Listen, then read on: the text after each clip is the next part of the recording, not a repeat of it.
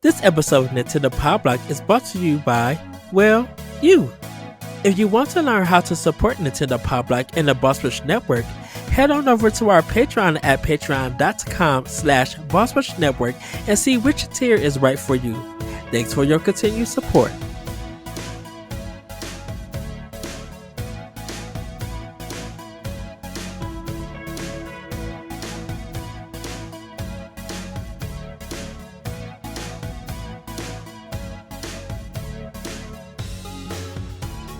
Hello everybody, welcome to Nintendo Pow Block here on Boss Rush Network. I'm your host, the enlightened, excited Eddie V. Joining me is the one, the only, and in the new building, Mr. Corey Dirrig, Bossman himself. Hello, good sir. Hey Ed, it is I have a lot to say tonight for some reason. And it's not about moving, it's not about any of the stuff that's been going on. It's my brain has been so just I don't know, man. It's been a trip this week, let me tell you. Between moving and work stuff and figuring out what the best setup is here and everything. It's been crazy. So, but yes, I'm in the new studio. Yes, my lights are on for the most part. It's still a work in progress. If I sound echoey, it's because my soundproofing is not up yet. It's actually sitting on the side table right here that you cannot see. I got blue this time, blue and charcoal. So, Ooh, that's a nice combination. Yeah, I think this bookcase behind me right here. Mm-hmm. There's a strip of wall right here, right next to the door. I think I'm gonna line it there. And then there's like a vent right above, not like right above me, but like on the wall behind me. That's why that whole top part is blank, is because that's a vent that's painted gray. And so I might put patches up there.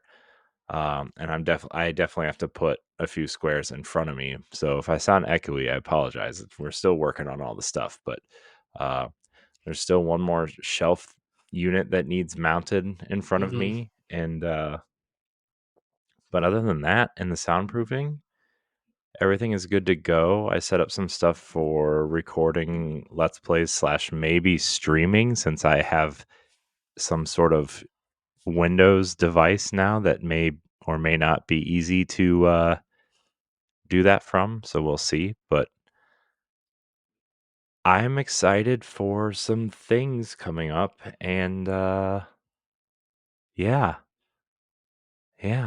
it's been it's crazy because I have posters up too that I haven't had hung up in such a long time. Like I have my Wind Waker HD poster hanging up over here. Yeah. Which I've only ever had hung up one time. And I have my Link Between Worlds poster over here, which I've never had hung up, ever. I have my Nintendo Power 1988 to 2012, every cover of the magazine picture hanging over here. And obviously my Destiny posters back there. But like all my figures are on display. All my collector's edition books and art books and stuff are down here. All my strategy guides are like back in this little unit right here. Oh, I'm so happy. I'm not like, stuck in this corner and having to like really watch what I say and how loud I say it because everybody's sleeping. I'm a whole floor below everybody. All the bedrooms are on that side of the room. Like this vent only goes to our bathroom, which only people can only hear me if they're in the bathroom. And like I close that vent, so hopefully that, ameliorates it. But yeah, man, it's been, I don't know, I'm excited. I'm glad it's almost done. It's just the unpacking and most of our stuff's unpacked. It's mostly cleaning the other apartment now. Oh, Okay. because especially the office, because all that sticky tack that I use to hang the soundproofing Yeah. when I didn't know what I was doing is all over the wall. And I used a lot more than I thought I did. So a little concerned there, but it'll be fine. Yes. It'll be fine. It's fine. It's fine. Yeah. I was getting the like picture text from you Saturday, and I'm just like, yes, yes. I'm like, ooh, this is nice. Like Saturday I literally just not so much shut down, but really we're just like the less interaction that I have on Twitter or on my phone, definitely not going to work. It's just like really blocking the outside world and just having a moment for me felt really good. Like I ordered Chick-fil-A Mm. for curbside pickup, which is weird. So I was able to I placed the order and I got to the Chick-fil-A that I ordered from. And I told them, I hit the button saying where I was at. And that's when they started to cook the food. I'm like, wait a minute. I thought you guys would be cooking my food while I'm on there. Because they were just like, oh, your food will be ready in 4 to 7 minutes. I'm like, so I got to make a 20-minute drive to y'all, park, and then y'all start cooking? I was just like, oh, okay. But I don't know, man. It's wild out there. so weird. I think next time I'm gonna get the grilled chicken nuggets. Because that feels that feels new to me. Mm. And everything. And then it didn't hit me. I'd be like, man, I could get a gyro. Or I should have got one like yesterday, but I was just like, nah, that's why the Chick-fil-A was good. But you didn't. Yes. So you failed. I did enjoy the cookie and cream milkshake. So I kind of treated myself for that and everything. Yeah, my bill came out to like $70 some. I'm like, dang, Chick-fil-A is no joke. I mean, yeah, Chick-fil-A is definitely we'll say on the expensive side, Yes. but still delicious. I haven't had Chick-fil-A in so long though, man. It's been so long since I had Chick-fil-A. Yeah. But I'm just like, well, I'm like, I spend this much like at Chipotle and Chili's and all these other places. So I'm used to it now. Like, I don't yeah. It is what it is. The sad thing too is like when the economy finally improves, the prices are still not going to come down. Oh And yeah. so you know, Yeah. it's cool though, Yeah, whatever. it Just is. I don't know. I'm just gonna keep trucking along, I suppose, and hope for the best. Yes. Yeah. I did post on my Twitter that parts one of my PAX East preparation is complete. So What's part one? so part one was getting the shirts. So I got 4 shirts that you texted me about. I didn't even know that she knew or Well, anything. yeah. Who do you think runs the store? Yeah, but I thought because you were moving and Oh, everything, that you wouldn't. And I think because I definitely did say on our Discord, hey, shirts ordered and everything like that. So I thought you would be moving, you wouldn't be like on Discord or know anything, mm. or like get an alert or Well, something. I got the email alert because I run the store through a separate email account from other Okay, things. uh-huh. For security purposes, if Versus, nothing else. were you able to see what I got? Yeah, that's why Oh, I okay. texted you. Yeah. Uh, because I got an email alert, and like I like to check because I like to kind of expect what what we're Hmm. getting and like Yeah. the type of income we're getting from the store and from Patreon and whatever else source of income we get sometimes. And I looked, I was like, okay, well, if somebody bought a shirt, we're going to get like $2 and we'll just add it to the thing. Because our profit margins running through TeePublic is like nothing. And so I got one alert, and I think Mary got a couple things. Yeah, she did. And I was like, okay, okay, there's the alert. But then I scrolled up and I was like, oh, I got another one. And I looked at it, and it's like 4 or 5 things. I'm like, geez. And that's why I texted you, because I looked at the item list. And I'm like, oh, this has to be Ed. So Yeah, because it was just like I definitely had to have my Pow Block stuff and then my Bossper stuff. I yeah. needed to have. But I was looking for the hoodies and I couldn't find it. I Well, wonder. you have to click. The way TeePublic works is weird, and I haven't spent enough time to look Mhm. a lot on there. Um, but when you click on like the logo. So since I'm logged in as like the store owner, so when you log in and you go to the Boss Rush page, does it have like all the logos just kind of listed out? It has all the logos, but everything it just says T-shirts. Oh, well, if you click on the logo of whatever you're buying, Hmm. and then like it'll automatically pop up as a T-shirt. Yeah, and then I hit Uh, the list and I was trying at to check to see if I could when find a you hoodie. when you go to the bottom, it has more items from like more Pow Block podcast MP 2024 logo yellow flat. It'll have more products, and there'll be the hoodie and the stickers and the mugs and stuff. Okay. I don't know why it automatically goes to t-shirt, and there's probably someone way smarter than me to figure out why, you know. Yeah. Uh, but also like on the side, there's like, oh, hoodies, and then you click on hoodies, and all the hoodies will pop up, or on this, long sleeve t-shirts, and you can click on that, and all that will pop Yeah. up. Because definitely the hoodie is for uh definitely like traveling for Mhm. me. So like when I uh because when I go there, I'm gonna probably just have one of my old hoodies Mhm. when I get there on Wednesday, and then when we start going to PAX, one of the hoodies gonna be in my messenger bag, just like in case if it rains or it's cold and stuff, and I can just throw it off. Mhm. So I definitely gotta order one. I know I gotta go to the Adidas store and get my shoes. I'm not gonna wear those until Wednesday.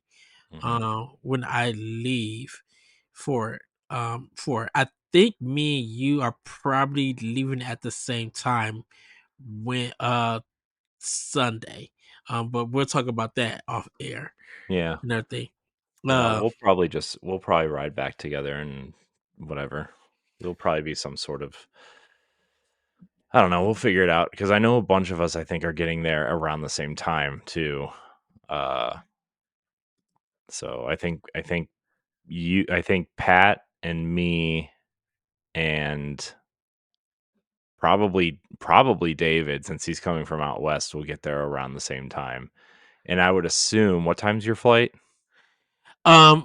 for getting there or Yeah, leaving. for getting there. For getting there, my flight is at 9:45 in the morning. So Oh, when I you're gonna be there way earlier than that. right, Do you have right a early. layover anywhere?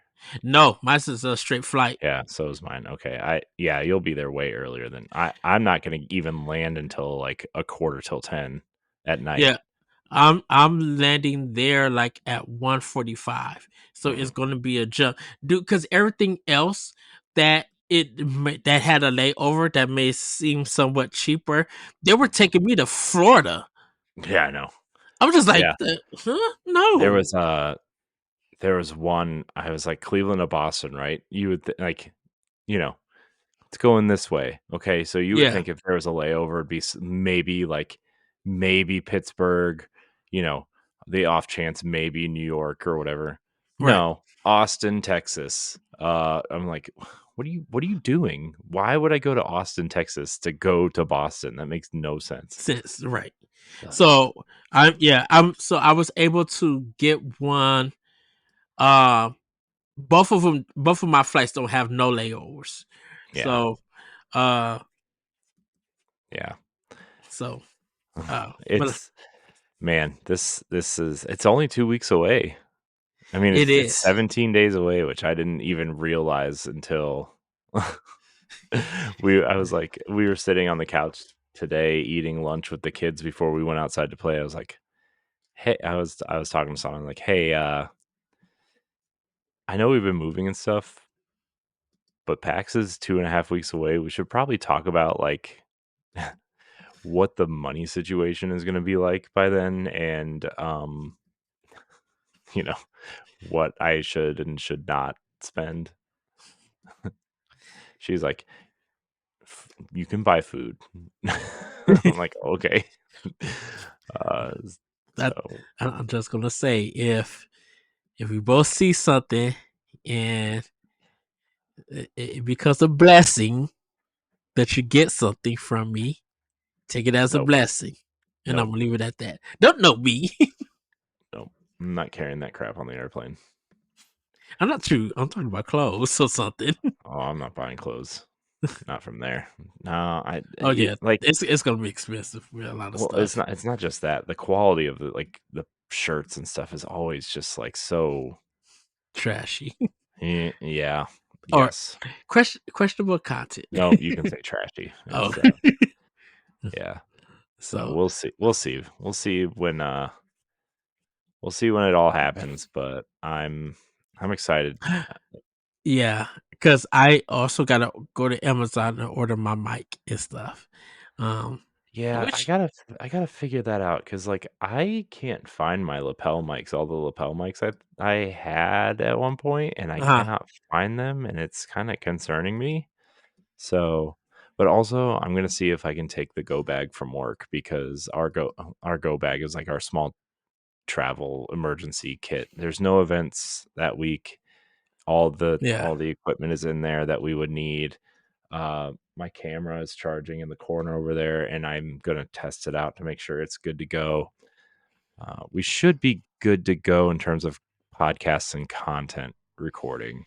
yeah, because I know Wednesday. I think we need to test, kind of test stuff, Yeah, or well that like kind of find an area and stuff like that.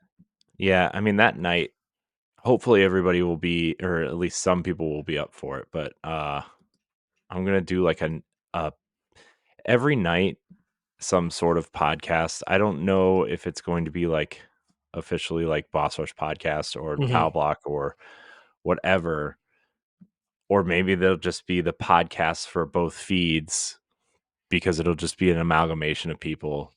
Right. Um, and I would like to do like night 0, night 1, night 2, night 3, and then, maybe Sunday morning before we all leave, a group of us sits and just kind of talks about our experience because I don't know if I'm even going to go on Sunday. If I do, it'll only be for a couple hours, Well, like that's gonna be the thing with me is that I am gonna go Sunday for a couple of hours and stuff because I think I'm leaving at 3. Because my flight isn't too. Like I said, we'll talk about that online. yeah, my But I my think flight's my flight's at like 5 something. mine's around the same time as yours as Mhm, 5. Because I think I'll get home like around 7:45 or 8 or something. But mhm. like I said, we'll talk about that later. Which brings us everybody to some good old housekeeping. Nice. Uh, PAX East 2024, Nintendo Pow Block and the Boss Rush Network are headed to PAX East. You'll be able to find us roaming the show floor. So if you're there, come say hi. We will be covering the event as part of the media, demoing games, conducting interviews, and recording a podcast or two live from the event. So make sure to keep your eye on bossrush.net and our YouTube channel for that. PAX East is taking place in Boston, March 21st to the 24th. So get your badges now. Come say hi. Everybody, we also have our Patreon. You can check our website and our YouTube. If you want to support Nintendo Pow Block and the Boss Rush Network, you can head over to our Patreon at patreon.com/Boss Rush Network, where you can get our supplemental show Expansion Pass 2 weeks early and ad-free and other perks like early access to other podcasts, voting rights, and more at the tier that's right for you. Again, that's patreon.com/Boss Rush Network. Man, I'm so excited, dude. I know I'm getting there. It's been for me. It's like really hard to get excited for things when it's like super busy and there's a lot going on. Obviously, like between moving and for work, we just had one of the biggest event we've had in years, essentially. Between that, I mean, that you think the game industry is bad, the tech industry is almost as bad and worse in some cases. So uh you know we had a- we had a massive AI event for work, and so that took a lot of time and brain consumption, moving, trying to get some games done for video game book club and stuff like that. So it's been a busy, busy, busy, busy. It's been busy. Yes. Well, everybody, we're going to quickly get into Snacktendo because I do talking about Friday before I hit like even my like off day on Saturday. I literally just like let me get two pieces, the small personal pan ones, and get two Mountain Dews and eat that. I'm just like I've been eating sushi for the like last week and a half, sushi and ramen because of the place that I've been going to for work. It's just I just go to and I mean I had some McDonald's and uh Dunkin' Donuts, which I really want to see how their donuts are in Boston. I can't wait to try the snack stuff Well, in there's the places. Dunkin' Donuts on every other street corner. So, yeah, you'll. Oh, I didn't want to do that. Shoot. Oh well. Yes. So um Sorry, I'm I'm prepping some social media stuff for this week and for Boss Rush, and I accidentally shared something that's not going out till tomorrow, but it's fine. ah uh It was on a network that nobody really uses anyway, so it's fine. oh so yeah I tried the Coca-Cola Spice. It's a new drink. It's supposed to be a raspberry flavor of Coca-Cola, but it ended up tasting like some say blueberry. It has a weird taste. And I only did once. I think I it wasn't cold enough yet. So I gotta try to get it cold once again. But I still I'm just like Coca-Cola when you're trying new stuff. It just really feels weird and and to me, it's still not beating the cherry coke. I just man, I forgot my thing everybody is with cherry coke, I love to have it when I have Subway. Or when I try to get a lot of subs besides like grocery store subs, I try to do cherry coke. Even like at Jimmy John's, I would do cherry coke. Because I feel like cherry coke and subs just go together for me. Like it just feel they just taste so good to me.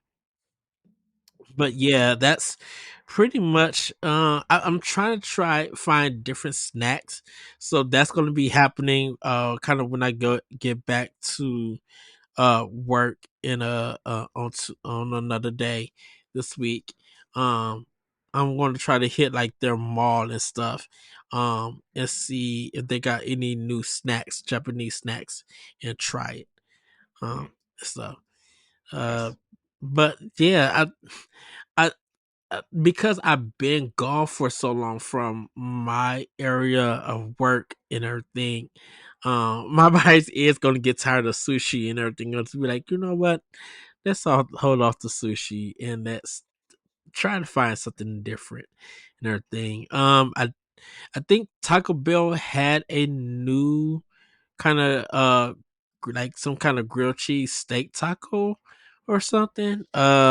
Sounds riveting. So I was just like, oh, I'll try it. Yeah, Taco Bell.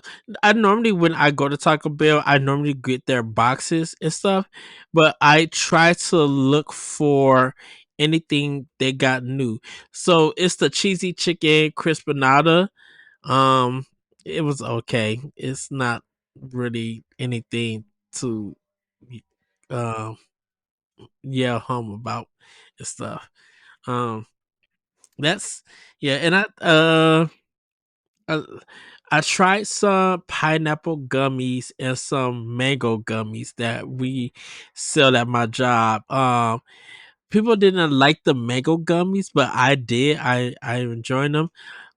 We had a person from Chicago drive to our store, like called us and said they was on their way to our store and bought about 10 bags. Like we had a lot of it. And I think they're becoming so popular and people love, and I guess people are loving them that if they find them, they're stacking up on them. And that's good profit for us. Cause it's our candy and everything. Um, so yeah, I'm probably gonna just end it there. I did have a home run pizza. Uh, I really need to go to a home run and restaurant and just try when they make it.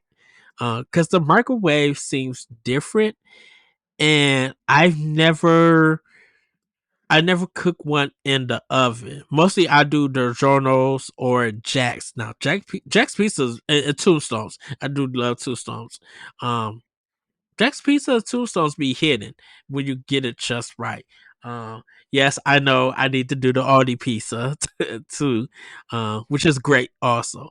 But I think I need to try some new pizzas and just cook them in the oven and stuff. Mm. So, um, pretty much that's all I have been snacking on. What about you, Corey? What have you been snacking on? Well, this week, this weekend, really, I lived off of pizza rolls and pizza again. Uh, Yes.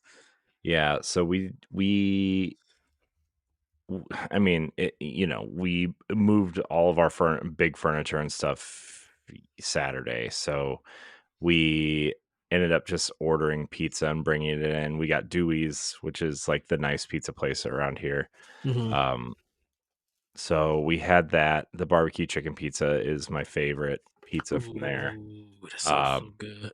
we also got a pepperoni pizza from there, and I'm just like so Dewey's is excellent at specialty pizzas, Mm-hmm. like the Santa Fe barbecue chicken, which is what we usually get, and it's really good. Or like, some of these other specialty pizzas, but man, we got the pepperoni pizza. It's just like a regular pepperoni pizza because the kids won't eat anything else. um, Along with the barbecue chicken, and I had a couple pieces, and it's just like was not was not sitting right with me, man. It just wasn't very good, and it was the first time that we got um pizza from there, and it just was not like I. That was the first time I ever thought, man, I kind of regret this decision. Uh, so that was interesting. But other than that, I mean, it's just been kind of like snacking here, snacking there. Yeah. Just trying to fuel up microwavable breakfast sandwiches. And this weekend was, or this maybe since like Thursday has not been a great week for my diet or whatever. Which whatever, I'll get back on it tomorrow, Monday, as of this recording. But Especially other than plus that, you're moving, so it's like it's very understandable, you yeah, know. yeah. I mean, I don't really want to make excuses because it's you know, but also at the same time, like I'm making an excuse. So just, yep, I made an Yeah. excuse. But dude, I can't tell you how excited I am that this is all done. Uh, Yes. so Which I kind of had to ask you a question, Corey, and we're gonna get into film news. I mean, not film news, but playing with power. Um, we're trying new pizzas like at different places that you've never been to. Uh, what is your topping? Your go-to topping? Because Oh, the standard for me everywhere. And granted, I'm not very experimental, right? mhm. If their pepperoni pizza is good and their cheese pepperoni or their cheese pizza is good, then you can explore other options. If they can't even handle the basic everybody pizza, then it's not worth trying anything else. Because I normally go sausage, with theirs, and then pepperoni would be second for me, um, for it. Hmm. And I I want. don't Oh, go really ahead. like sausage on my pizza, to be honest with you. I yeah, It's I just can't. I don't know what it is. I just can't. I think Um it's I think it's my with pepperoni. I think sometimes my worry is that is it going to be too crispy, too crunchy, or is it going to be like I bite into it and it's dragging like the whole pizza and everything. uh-huh. Um, I don't know if I should. I don't know if I should change it and stuff. I think because sausage is kind of like buried in the cheese and sauce and everything, it doesn't feel like it's gonna ruin the pizza. So I could get a nice idea of the breading, the sauce that they use, the cheese and everything. Um, if it's like if it's like it's the dough homemade and stuff, like get an idea and then explore with the pepperoni to see how greasy it is. Mhm. Yeah, I can't do the whole sausage on pizza thing. Mm-hmm. And like even when I do like if I'm gonna get another meat besides pepperoni, it's gonna be bacon. Uh Mm. so that's kind of where I sit on that. Yeah, I would do. I don't really do bacon. I would do sausage, pepperoni. But my third option is always chicken. And I know like I do ham, but I normally do ham when it's a supreme. That's the only time I do ham. Okay. Okay. So, Oops. uh, I mean, even if I get bacon, it's usually not with pepperoni though. It's usually with like jalapenos or something. uh Because that's just what I prefer, you know? yeah, my case my piece can be too spicy because I'll be like, I'm going to cry. Yeah, but I mean, jalapenos aren't that spicy in my opinion. Uh, they're just like they're like baby's first spice, I guess, if you Hmm. want to call it that. It's just like, this. It's like people who want to get really into like wing sauces for the first time, but like Yeah, they only have Tabasco sauce, and it's like, oh, this will do for now, you know. yeah. I know with jalapenos, like I said, it's the Cheetos cheddar jalapenos. Like I think cheddar jalapenos works for me.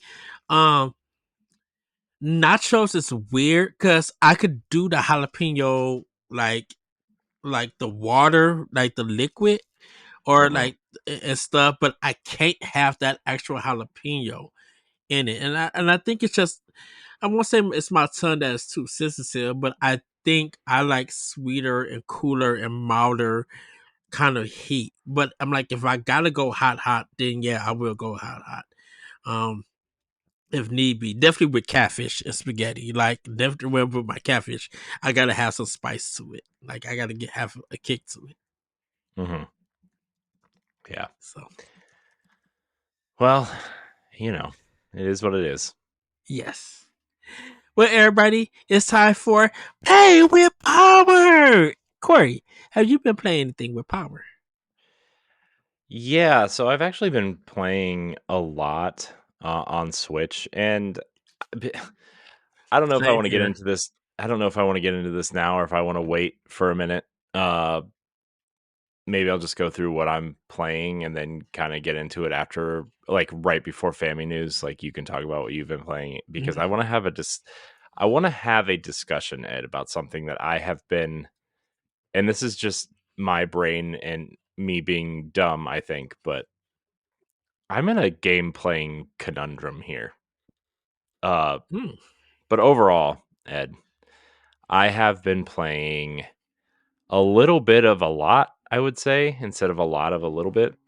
Yes.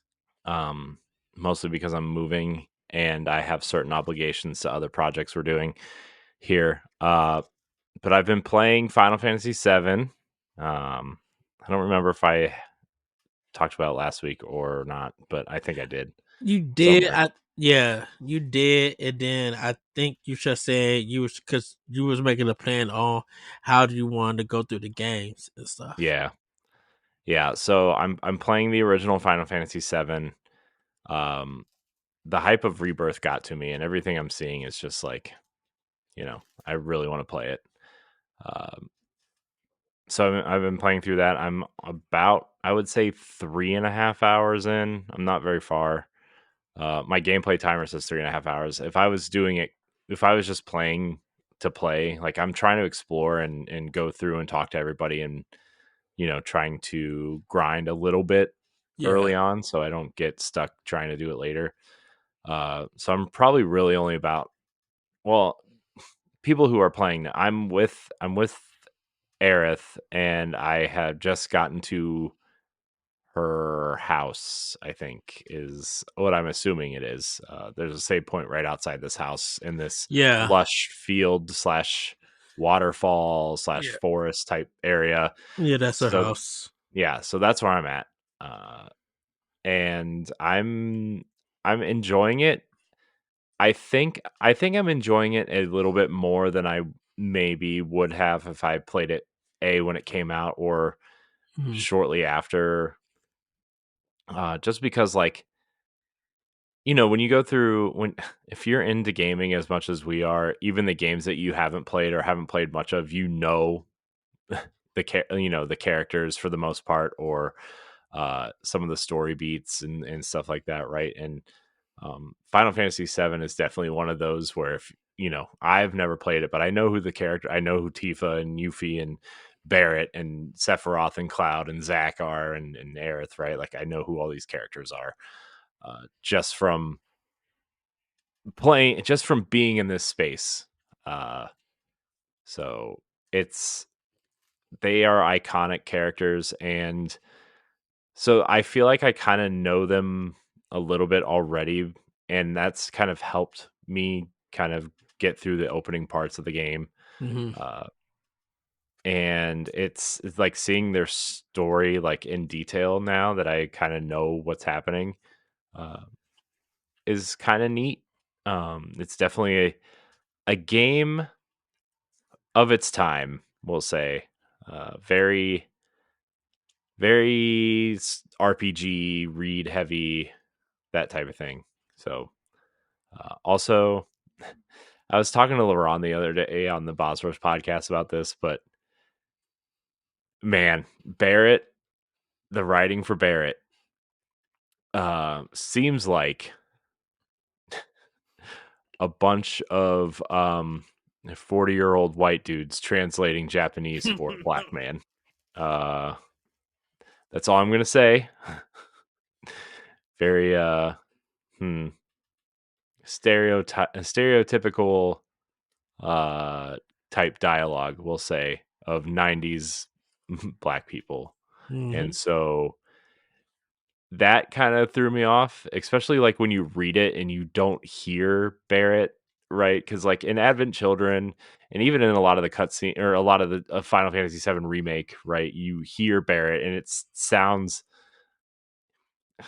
This is gonna sound weird coming from a pale, pasty white person, but like when you hear black people talk a certain way, it sounds natural, right? And so like when you hear Barrett talk, he sounds like a black person talking, like a normal black person would talk, or like a cool black person would talk, or whatever, right?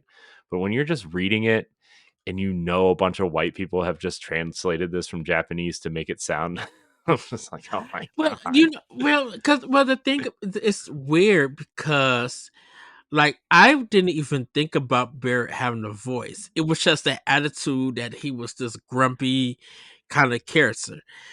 And then it dawned on me when I heard Cole and Gears of War.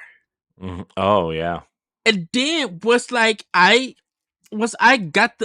heard Coil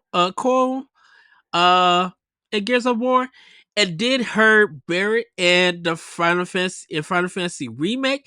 I was just like, oh, I see the connection. I get it now. When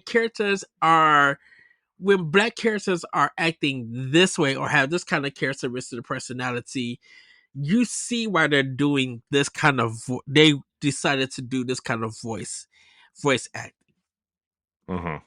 Yeah. But you wouldn't think of it if you played it in 1997, 97, 98 when the game Yeah. came out.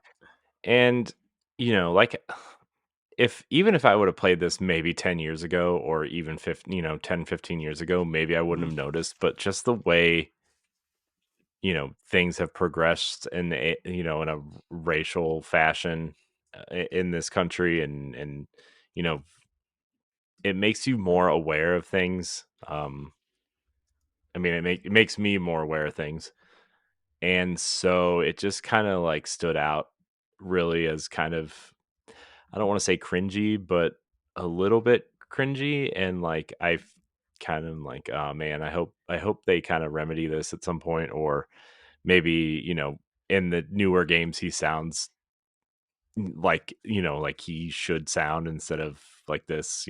So anyways, not to spend too much time on that. I've also been playing for Video Game Book Club Hellblade Senua's Sacrifice, but I'm playing the Switch version. And Ed, let me tell you, this game is interesting to play on the Switch, right? I already 1K'd it on Xbox. I already beat it on PlayStation 4. I was going to play the PlayStation 5 version and try to platinum it, but I moved all my consoles early, and the only thing I had at our old apartment was my Switch and my Series S. So I'm like, well, I'm not going to replay it on Xbox. I already got all the achievements. Why should I play it there? So I thought it'd be an interesting experiment to play it on Switch. And so I just finished the first, like the Raven boss, like the flying boss, where you have to like kind of walk up this thing and jump into the kind of like this nest area, and then like fight the Raven boss, and then like he'll, like when you're on the ground, it'll charge at you and whatever. Like that's where I'm at. Probably like 2.5 hours in. Okay. So cinematically, it does the thing that Wolfenstein 2 and Youngblood does, where the cutscenes are video files, the in-engine video files. And so during cutscenes, the game looks great on the OLED. Like it looks like it's supposed to, right? But then like you'll see it sort of transition out of you'll see it transition out of the video and into the in-game like the in-game graphics and whatever. Yeah. And it's just like this. It's not that the game looks bad on Switch. It definitely doesn't look as good as it does on Xbox Series X, right? But yeah, it doesn't look bad, but that transition is really jarring. Especially if you're like facing Senua and not like her back towards you. But the game plays fine on Switch. It runs at 30 frames. The thing about it though, and what I would, even if you don't finish the game on Switch and you have the chance to play it, excuse me, if you play it with headphones on, like some wired headphones, and you play it in the dark on the OLED Switch, and you have the volume turned up, it is extremely scary. Really? It's scarier than when I played it on a TV with headphones on. Like, cause for me, I was laying on the couch with the lights out, right, and just because I didn't want to wake anybody up, and I had my headphones in, and it was pitch black except for like sometimes I can see the cars go by the window, Yeah. right, on the street. And so I'm just like playing it, and there's just like certain loud sounds that happen, or like when when the voice you start hearing the voices and you hear them kind of surrounding you, Yeah. right? And then you have that kind of like the ambient light from the window and like other houses kind of shining in, or the lights from the cars shining in, and then you Yeah. have like, you know, you hear the one say behind you, and then you like turn around and it's like super super scary, and like then you get hit because you turned around and that voice was lying to you. It's scary, man. That game is like, and I know it's not like a horror game, but that game is dark.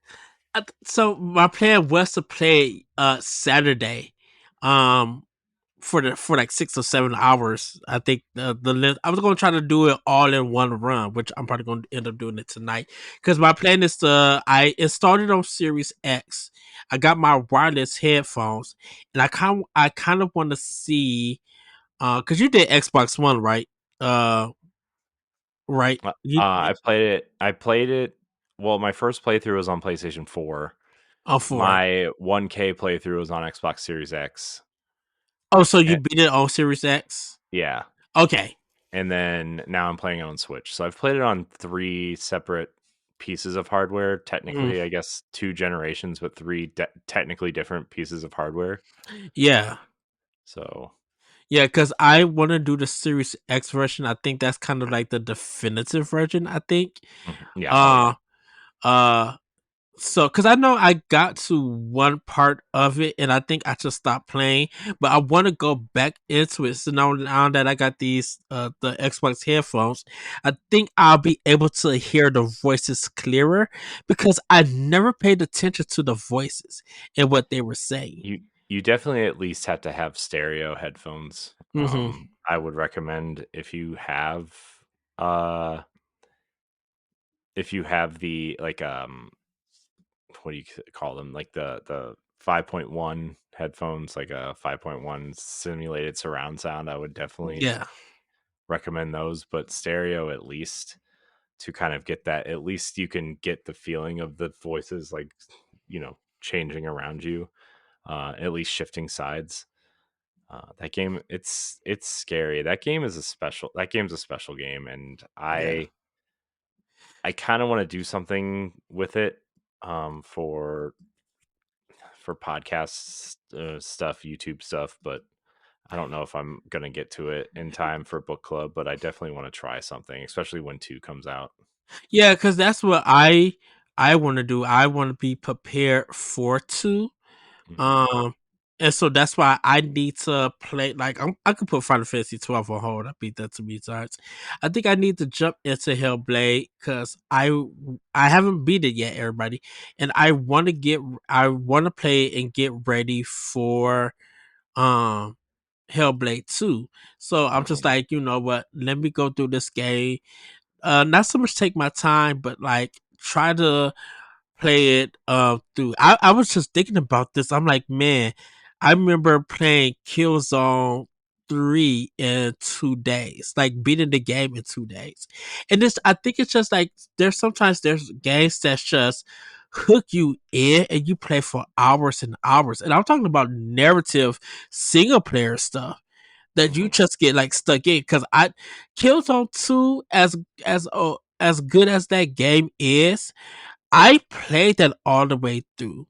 And then I was just like, you know what? Let me hop into Killzone 3 because I never got to beat Killzone 1. I didn't like Killzone 1 on PlayStation 2. Uh, I don't think many people did. but like two, but I love the story in 2, and I love the graphics in 3. Like Guerrilla Games did a fantastic job with where they was going and everything. And I haven't beat the fourth game yet and stuff. And I was just like, man. And then it hit me, and I was just like, I need to hook up my PlayStation 4 and finish Horizon Zero Dawn. No, Horizon Forbidden West. Mhm. Cause I got to a point and I stopped and so I could play Xbox, and I think I stopped so I could play my Series X and my Switch, and I just never went back to PlayStation because as great as her Forbidden West is, I think I was kind of getting tired of Alo saying I had to keep doing it. It's on me and putting the. I'm just like, okay, we get the point. I'm like, let's move on from this and Yeah, everything. I'm gonna be honest with you. The only reason why I still have my PlayStation 5, I think, is so I can play Final Fantasy 16 and Final Fantasy 7 at some point. Because if those games were on Xbox, I would not own a PlayStation. I know that's blasphemous to say in the video game space, but like I Mhm. just don't care about any. And like even when I mean, God of War, everybody knows how I feel about the new God of War games. They're to me they're just fine, right? Mhm. It's not that the quality's not there, but I feel like I've played. I mean, it's with every Sony game, right? Even when I went back to Uncharted, which was kind of like the game you can kind of circle for Sony as being like their entry into the third person action genre, right? And then everything after that kind of became that to a degree. Um, it just like I feel like I've played these games before, and like Final Fantasy 7 and 16 look like something totally different. And the stuff that Square's been putting out other than Final Fantasy, like Forspoken, and we Mhm. talk about Octopath a lot and Live Alive, and some of the different things that have come to Switch. And I don't want to harp too much on it, but like I'm more interested in that stuff that's PlayStation exclusive than anything that Sony is doing. Even like as excited as I am for Wolverine, right? I'm really stoked for Wolverine. Like I don't know if it'd be worth getting a console for. So, uh I don't know. We'll see, but that's just kind of like my thing, and that's where my gaming conundrum is, Ed, and we'll get to that in a minute, but like hold on to your comments on that conversation, because I have things I want to say, and it Mhm. involves everything I know you're about to say, because we've been podcasting for 8,000 episodes of whatever. Um so Hellblade is great. I would play it on something other than a Switch, but also the Switch version, as with many other versions of games, is definitely not a terrible way to play it. uh, Unless you maybe are trying to play it on TV. Um, Play it in handheld mode if you're playing on Switch. Speaking of other great games on the Switch, I somehow got sucked back into Near Automata, Yes. because after I finished Uncharted for book club, and I knew Hellblade was coming up, I was trying. When you finish a game and you're trying really desperately to look for something else to play, so you just play a bunch of games until one sticks sometimes. Mhm. Um, I was playing. I was like, huh. I never finished Near. I really loved what I played. I think it's a special game. I don't remember why I stopped playing. Probably some Destiny expansion came out, or some Nintendo first party game came out, or something. Uh so I got back into it, and it's like I've been playing it on the TV on Switch, and it runs flawlessly. It looks flawless. It runs flawless. I have to give it to Platinum and Square Enix for whatever job they did to get this thing running like this on the Mhm. Nintendo Switch is kind of mind-boggling. Uh, so kudos to them. The combat is super fun, super fluid.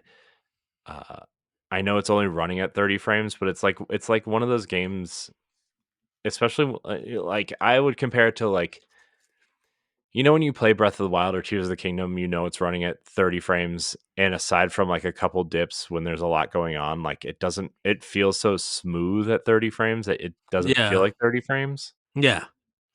That's what I think about Nier Automata on Switch, is like it feels so smooth running at 30 that you can't really tell that it's running at 30. And so shout out to Square and Platinum for that. Oh, thank you for making a good experience on the Switch. Thank you. Uh, Yes. I mean, it's not Square's only good experience on the Switch, but This you doesn't get my mean. point. Yeah. uh, by the way, what's his face? Yokotaro teasing Near 3 apparently. So we'll see. We'll see. And then last but not least, Ed, the Monsters Inc. Laugh Floor update. Yeah, I seen Come it. to Disney Dreamlight Valley. And New Realm, Monsters Inc. Laugh Floor, and you can get Monsters Inc. cosmetics and all that kind of stuff. The new Star Path is Monsters Inc. related. So that's yeah. I mean, I haven't played very much of it, but I did play some of it, and I'm mostly just trying to grind out some quests to get to the end game. And I still haven't played A Rift in Time, which was the big expansion they put out in November. Because I want to beat the main quest, quote unquote, before I get to that. So this game is like it like wants to be more than a life sim Yeah. and a life sim at the same time. So like, and granted, my time played is like 5 days worth of time or whatever or something ridiculous, 6 days. Uh, I'm not. I don't want this to make it sound like I'm tired of the game because I'm not. But like, I just kind of wish I knew a faster way to get to where I needed to be. And part of it is because I found a way to game the system in terms of getting money to upgrade all the shops and all the things Yeah. that like I skipped a lot of this stuff that would have probably saved me this time. um, and so I'm a little bit behind, but I remember Grayson coming on at one point saying, this game does get, and some of the quests do get really grindy, and that's kind of what turned him off from the game after he spent some time with it. Because I think he wrote the initial guide for it at Yeah. some point, uh, way back when it was before its 1.0 release. But anyways, I'm enjoying it. I think they did release a ton of patch notes for the Switch version specifically because they upgraded a lot of the I think they have new asset they've replaced some assets and made some of the characters look better, and some of the areas that looked kind of muddy don't look so muddy anymore.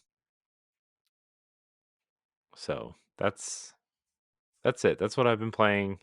That's everything I've been playing. Uh And I tested out some things on my TV with the lights and stuff, and my kids think it's the most amazing thing they've ever seen, which Nice. is fun. But what about you, Ed?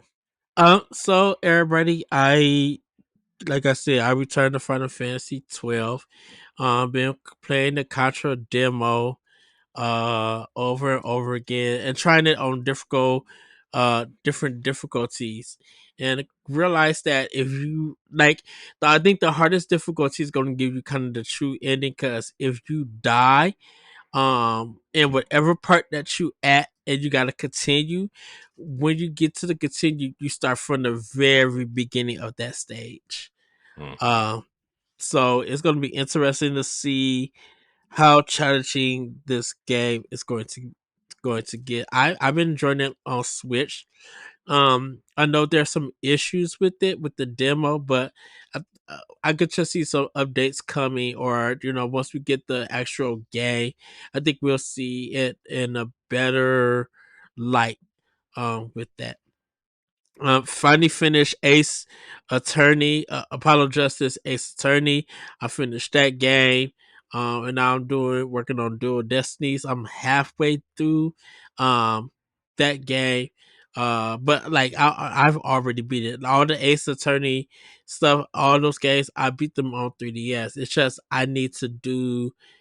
There's one special case in the third game that I need to do because I never got a chance to play it because it was like DLC. So I need to play that and finish it. Still haven't started Unicorn Overlord.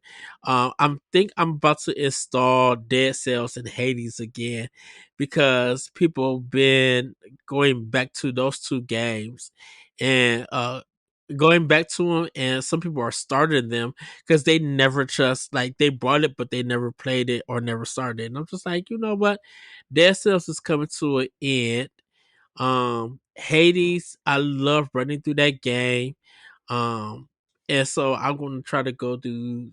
I need to see where my strength is at, my progress is at in those games. And then I do got to do the update for Vampire Survivor on Xbox so I could do like the new content with it. uh and like truly go truly enjoy that and play it. Like I said, I gotta install Hellblade. No, I already started. I'm sorry.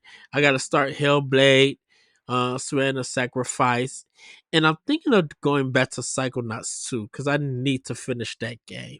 I know. Also, I'm kind of waiting to see if Xbox will say that's one of the games coming to coming to Switch at some point. and I would get it on Switch. Um, It's just, man, that game just came and went, and I think it lost me at some point because I'm just like, where am I supposed to go? What am I supposed to do? Nothing's helping me progress.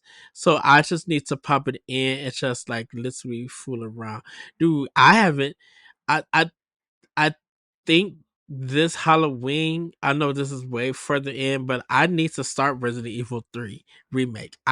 I got the game, never started, never played it. And I'm just like, man, I got a lot of stuff on Xbox and Switch that I bought that I just haven't started, like Room Factory 5. I got the deluxe edition and still haven't started that game. So I'm like, you know what? This week, before when we get to the next Nintendo Power Block, I'm gonna see all the games that I haven't started in the past years and stuff, and start those games and talk about them. So that is going to be like my quest. But yeah, that's pretty much everybody what I've been playing. Yeah, and I'm gonna hop into Hellblade, Swing the Sacrifice, and I'm probably gonna end up reinstalling. I need to reinstall Forza 5, but I also want to reinstall Forza 4 because I just feel like driving in that game while listening to the radio station, the dance station on it. But maybe I'll just go to 5 and try to play that and beat it and stuff.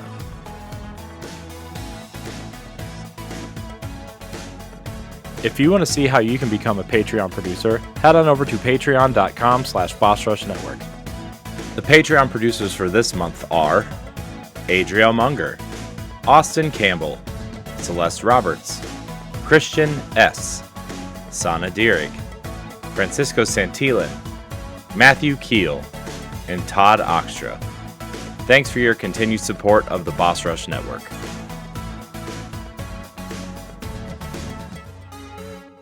Ed, before we get into family news, yes, I have some how do I want to say this? I'm having some gaming conundrum / issues /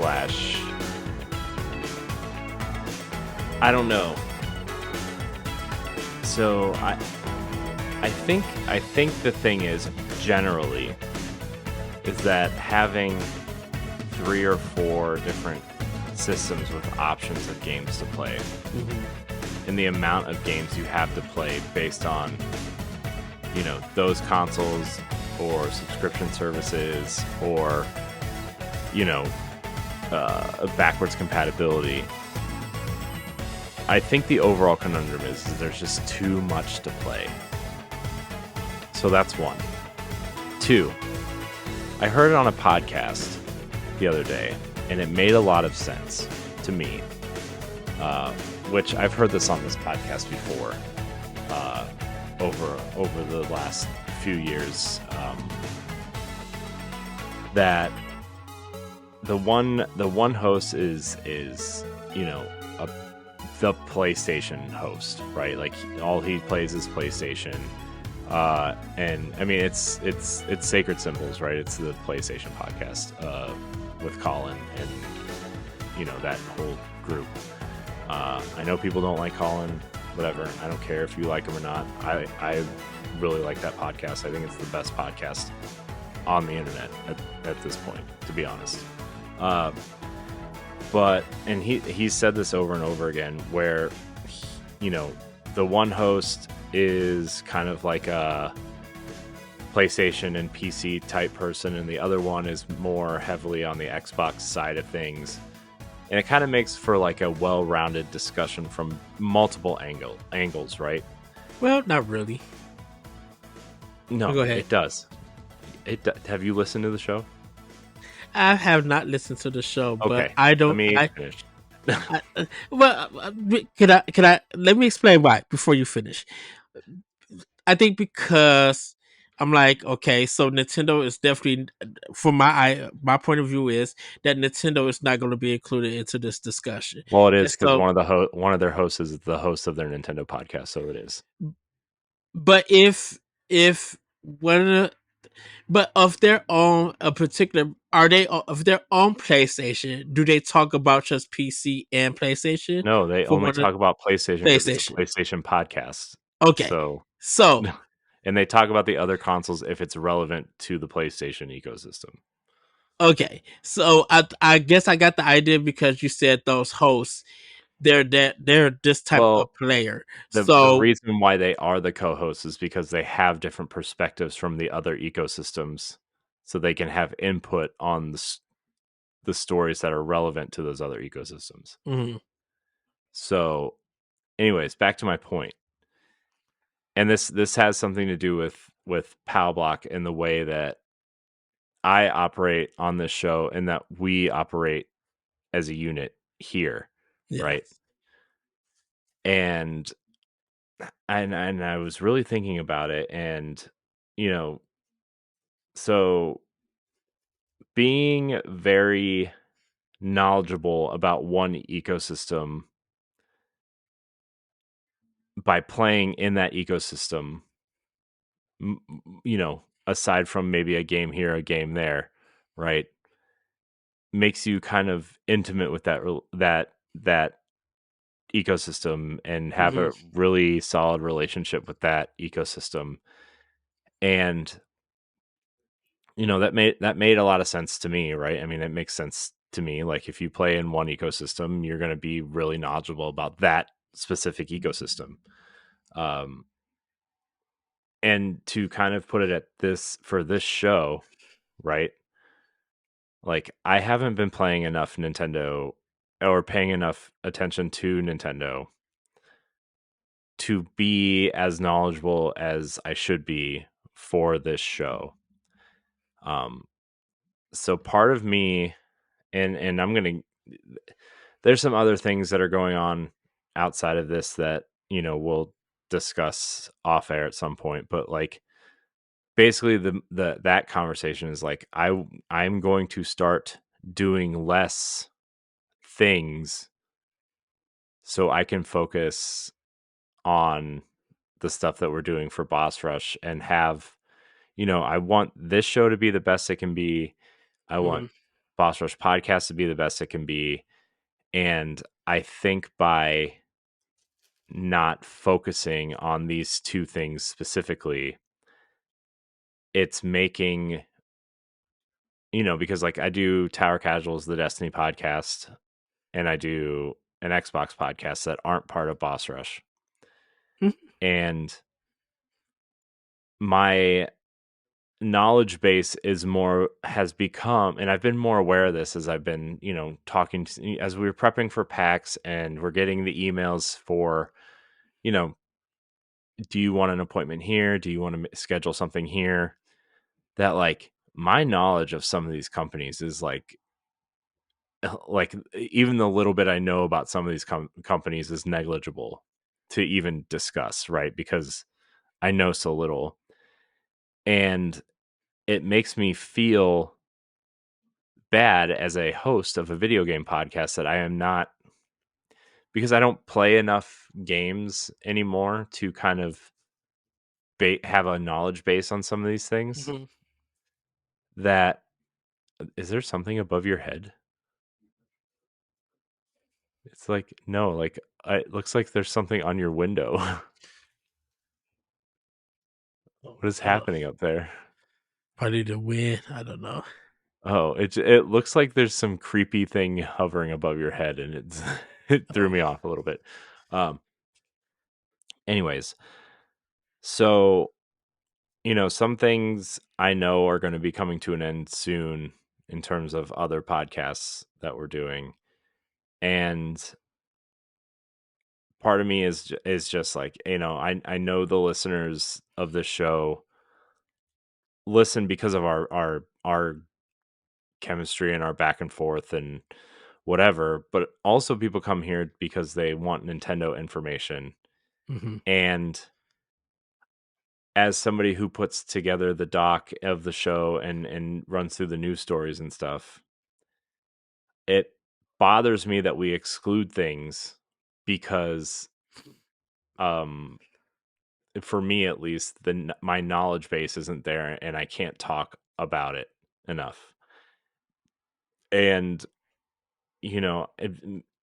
being a part of so many podcasts at one point was fun and exciting, and uh having my hand in all these different baskets made me knowledgeable about certain things.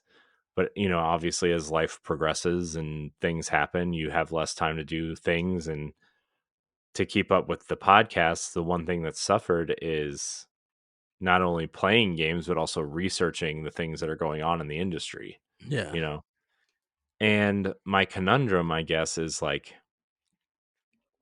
I have too many choices, and I need to make some choices to make our podcasts better.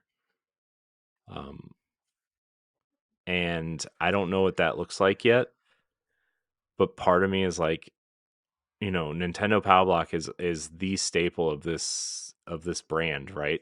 It's Yes. the I would say it's the most consistent show. It's the most I mean, it's the most listened to show on the network. It's been our baby for so long, and I mean, even at one point to make the network grow, I took a break from the show for a little bit, and it killed me that we did that. Not that the people that were here did a bad job that replaced me. I think it was a great time, and we got some great segments out of it, and now you and I are doing it again, but like, you know what I mean? Like it just feels like I feel like I haven't done the work that these shows deserve because my podcasting, the podcast that I do has spread me thin on other responsibilities.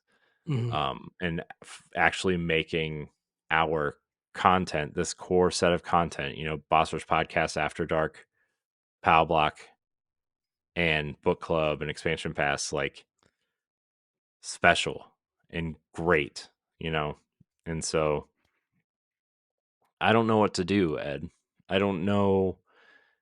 I mean, I definitely want to obviously keep my foot in the other ecosystems, right? Like Xbox, I play a majority of my games there that aren't on Switch, right? Even a lot of the games that are on Switch, I still play there. Uh, but also, uh, I mean, I should probably play more games on Switch because this show is important to us, or whatever the next Nintendo console is.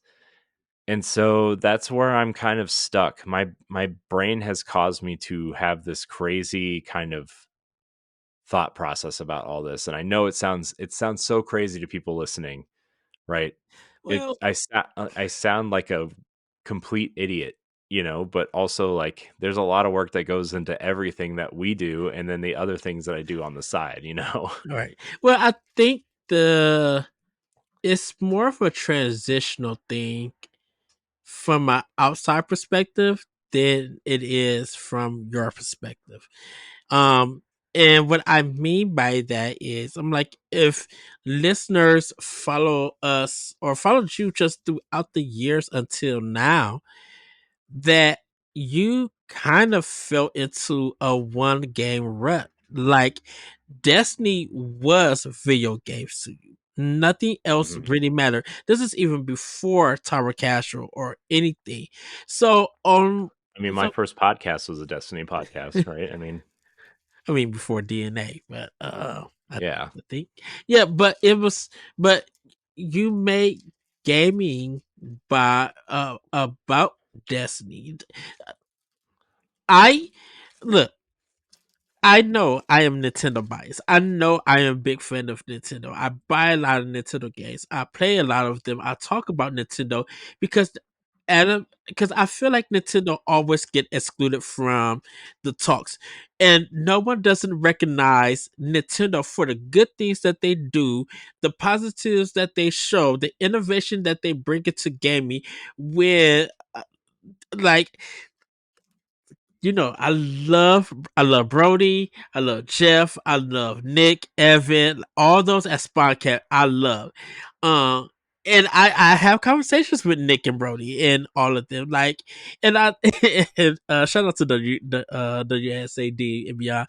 And I talk to them and asking these Nintendo things and stuff because I know that they are really PC focused and PlayStation focused and Xbox, but really a lot of PC stuff. And I think that when it comes to gaming, and if you believe gaming is still just PC, Xbox, and PlayStation, it's not. And when Nintendo doesn't get included into the conversation, it feels like Nintendo is doesn't matter, or they're a stereotypical company and they're this and they're that. And then I'm like it. I kind of feel like people don't recognize Nintendo for what they are doing and the stuff. And it's still to the point that even though Nintendo might not be this and that, they are one of the companies that you could somewhat depend on when it comes to games, and everything. But for you, uh, sorry, right, that's a little rant. But for you, I think it's that you're moving away a little bit out of Destiny, out of that one game idea, and Yeah. now you're starting to play different stuff and you don't know where to go because you've been used to Destiny and everything. Well, Um, it's not, I mean, I haven't really been playing Destiny a whole lot in the yeah. last, I would say, like the last year or so. I mean, I've been playing, but I haven't been like, obviously haven't been playing like I used to when we kind of Mhm. first started this stuff. Um, but I mean, we haven't like made it official or anything, but I think after the final shape comes out and that raid comes out and we kind of find out what's happening with the story after that, Josh and I kind of discussed at the very beginning when we started that show had an expiration date. Um, and it's probably at least in a weekly format, or at least, if we might make it a seasonal show, whatever.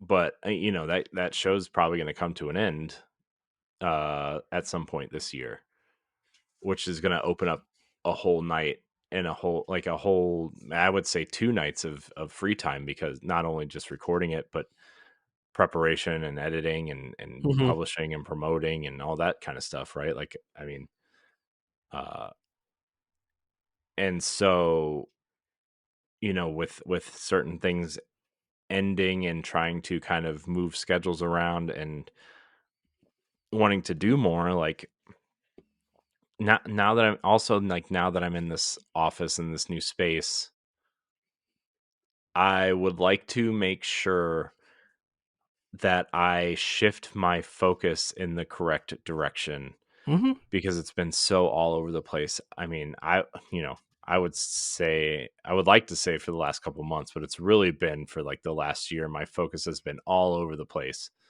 whether it's moving or, work or, um, you know, recording one podcast while doing social media for another one, or you know what I mean, like all this, I mean, you see how much promotion we do. It's probably over promotion, but I want to make sure our stuff is getting out there, and if I Yeah. have to work on it for an extra hour or so during the week, or making sure new platforms are being hit, or because like obviously Threads has become a thing, and Blue Sky and Mastodon and these places, like they're obviously not as big as Twitter is, but like there's still places where people are, and people have left Twitter to go to Threads primarily, and people we know, and I would like to be there at least promotionally, and theoretically be there and interact with people there too. And so like I don't know. I want to make sure like my head is in the right space and I have the right idea, because and the reason why I'm talking about it on the show instead of like, through a text message or whatever is because like, sometimes people don't have time to text a long answer, or you don't want to read a long answer, or text can be taken out of context, with Context. which mine do a lot of the time with people, because I talk different than I text. I try to text direct and not as a, and sometimes when you're direct in a text message, it comes off as snarky or mean sometimes, Hmm. and it's not intended that way and whatever. But also, like, I want, especially the audience for this show, like, I want to know what the feedback is, because I want to make, I don't want to make another bad decision. I've made plenty of those with this show and Boss Rush in the past, and I just want to make sure that we are doing the right thing. And I want to be able to talk about more Nintendo games specifically, which would lead me down the path of playing more Switch and Hmm. classic Nintendo games and stuff like that. But like,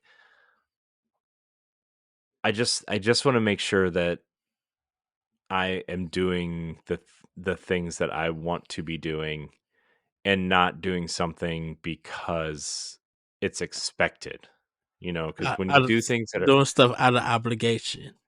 That's yeah, what the. because when you're doing stuff out of obligation, or something that people expect you to do because you're doing a podcast, because you're invested in game X or ecosystem Y or whatever, right? Like, Hmm.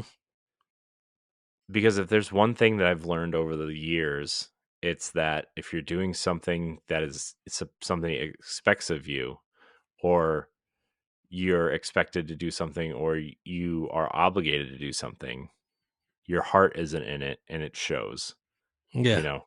And I don't ever want to have to play that hand, or deal those cards to our audience and be like, oh, this this Nintendo game came out, but you know I can't talk about it because I've been over here doing this. Or, hey, I'm talking about this game even though it's, I'm playing Final Fantasy VII Original right now. Yeah. That game is not relevant, you know. I mean, it kind of is, but it's not, right? Like the OG Final Fantasy VII is not relevant, but I want to be able to play it and talk about it in a real way, and not in some sort of passive way of like, oh, I'm just playing it, you know. Um, But stuff like that is always up to that person whenever they want to play a game. You don't have to be on the latest and greatest. You could visit a classic, or you could do your research and look. I tell everybody, I'm like, I did not like Gears of War at all. I did not like Halo. Like, this is all the Halo stuff. I mean, Microsoft stuff. But I'm just like, when the summer happened, I sat down just like, you know what? I had this opinion about this series in this game. So I want to be fair, and this is when I started learning to be more fair to games. Is that I'm going to sit down and play this whole series back to back, and I did it out of my own commitment. Of course, I did it for actual opinion, but I was just like, I didn't like playing this game on the 360 because I have my opinions about that system. But this controller feels good on Xbox One. I got the collection so I could go all do all three games. Let me sit down and play these games. And I thoroughly enjoyed it. Now I did yell at it for some of the story bits, and what they were trying to go for, but I came away from that to be like, oh, okay, yeah, I did have fun with that game. Now I could see why it got the ratings. I could say that I did enjoy my time with it. Now, people who know me with even with Uncharted, I did the same thing. I sat down and I played those games, and I Mm-hmm. was being fair to them. And it's not so much of, I mean, the gameplay is what it is.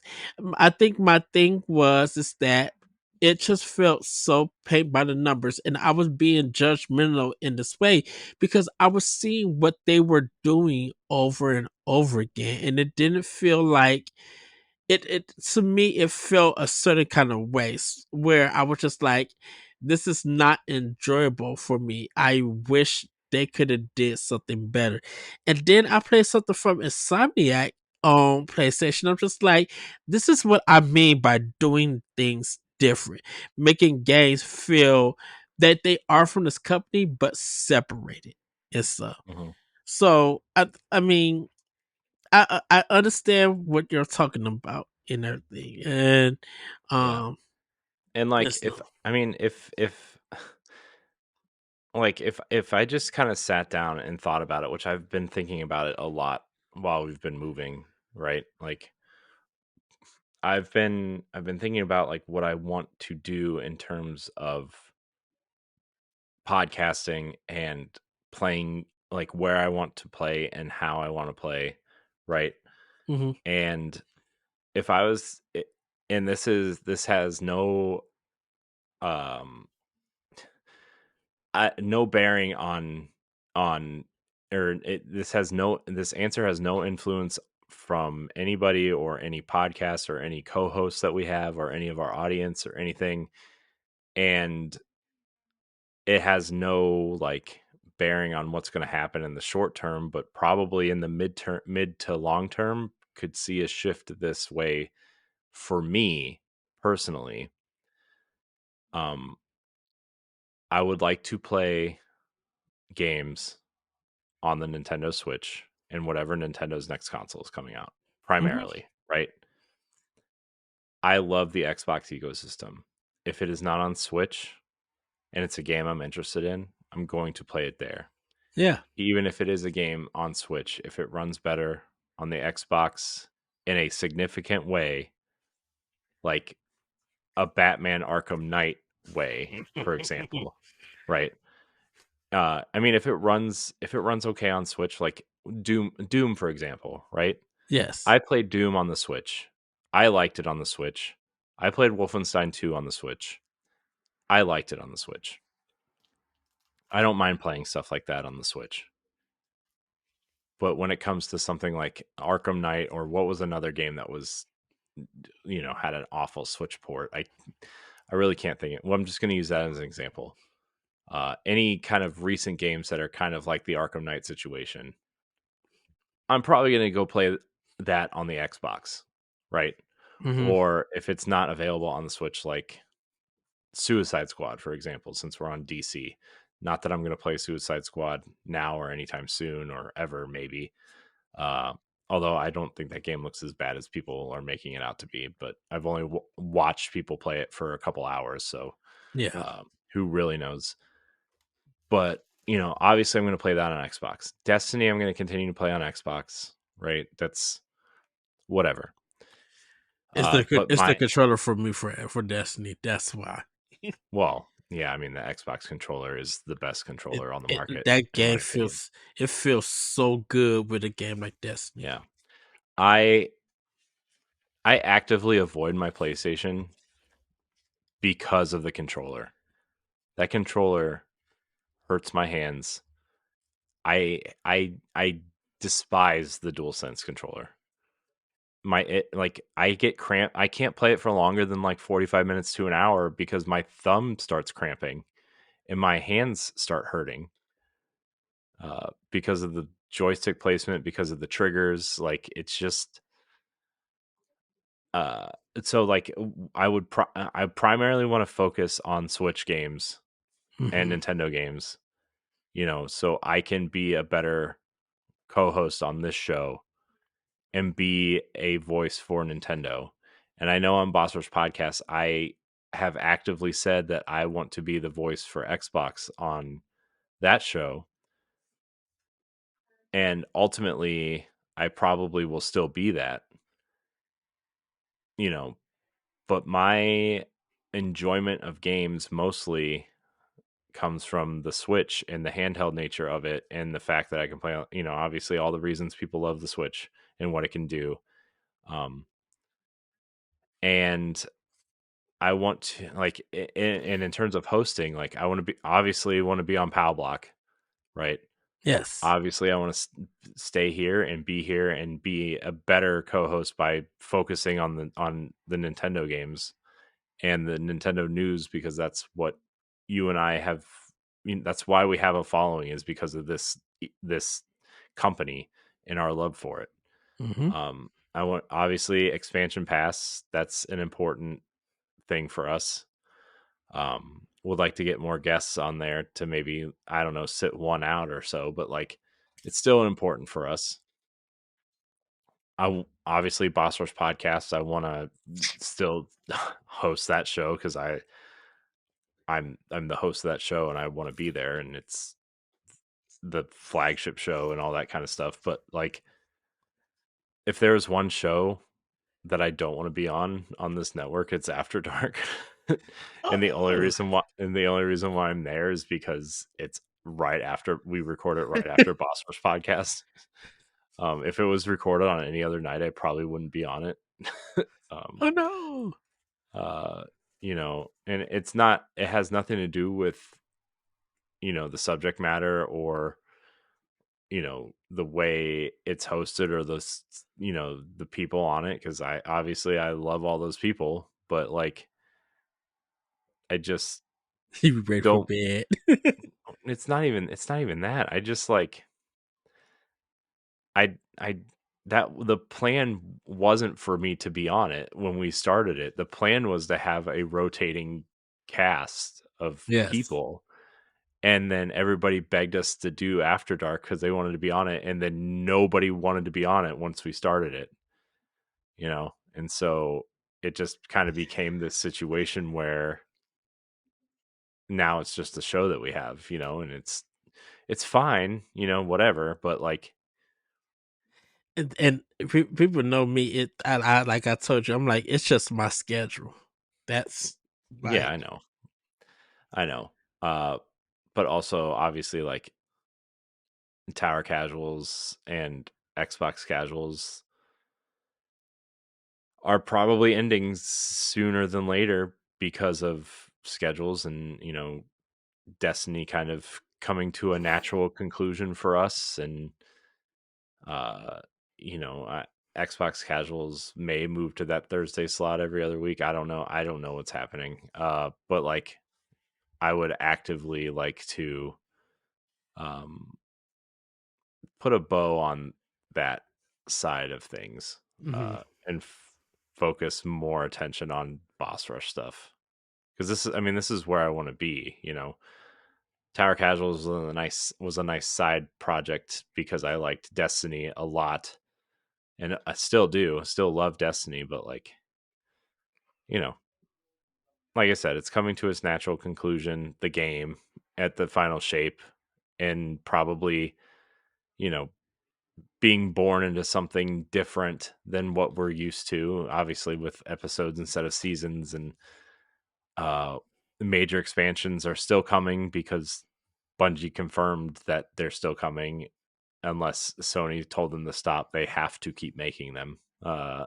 Which was something we'll address later on a different show, but that was something really interesting to read and kind of terrifying for that studio, for Bungie in particular.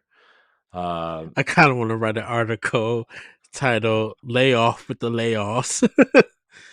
I mean, they Bungie already pretty much confirmed without confirming that there are more layoffs coming after the final shape comes out. But yeah, I don't know. I just wanted to throw all that out there since, I'm in a new space. I'm in a new kind of head space, generally speaking. I want to refocus my efforts because they've been all over the place the last year or so. There's a lot I would like to do and just can't because of all the podcasts we do. And initially, I thought having this many podcasts would extend our reach, but I think having this many podcasts also has diminished the quality somewhat. And I would like to return to quality over quantity on certain things. Mm-hmm. Um, so that's what I wanted to say and talk about a little bit. Um, because I do feel bad that like my focus coming off of Nintendo specifically on this show has kind of hindered especially our news section. Uh, because there's really a lot of news in terms of like games that are being announced or special editions from places like Super Rare or Limited Run or I am 8-bit and stuff that we don't talk about and probably should. And I want to do that kind of stuff and I want to make our show better. And to do that, refocusing myself into where I want to be in terms of the games I play in the space I want to be in. Um, I just wanted to throw that out there because it's been on my mind a lot lately, and if I didn't bring it up, it would have sent me into some sort of spiral, and I've been in enough spirals recently where I don't need to be in another one. We'll say. So I don't know. Any thoughts on what I said, Ed? And we can get into Family News. I know it's we're an hour and 30 minutes into the show and we haven't even gotten to news yet. I, I Uh, I think I said my piece. I think, yeah, I think there's, what you want to focus on is what you should personally focus on. The things that you love, the things that you feel like will make not just great content, but stuff that's going to be something that's going to be enjoyable, mhm, and make you leave because like people know, like when we have a really good power block, which I think is every time we get on the show, but there's been times that we had a really good power block and we are still talking about stuff an hour after we record and everything. Like mhm. that we're still into a topic or a theme, and like even the next day we'll just be like, man, I don't know if people gonna like our that show or anything, but like for us, I'm like, man, that was a really good show because we really had a good discussion about things. So yeah, I'm just gonna leave it at that. Yeah. Okay. I One more thing I just want to say real quick, just real quick to get it out there. I appreciate everybody listening to this show, and even if you don't listen to other Boss Rush content, like this show in particular, I'm grateful for everybody who listens and has listened over the last, I mean, at least 7 or 8 years when the Switch came out, but also like, um, man, I just saw this really scary video on Twitter, and I didn't mean to stop there, but it was scary. Yikes.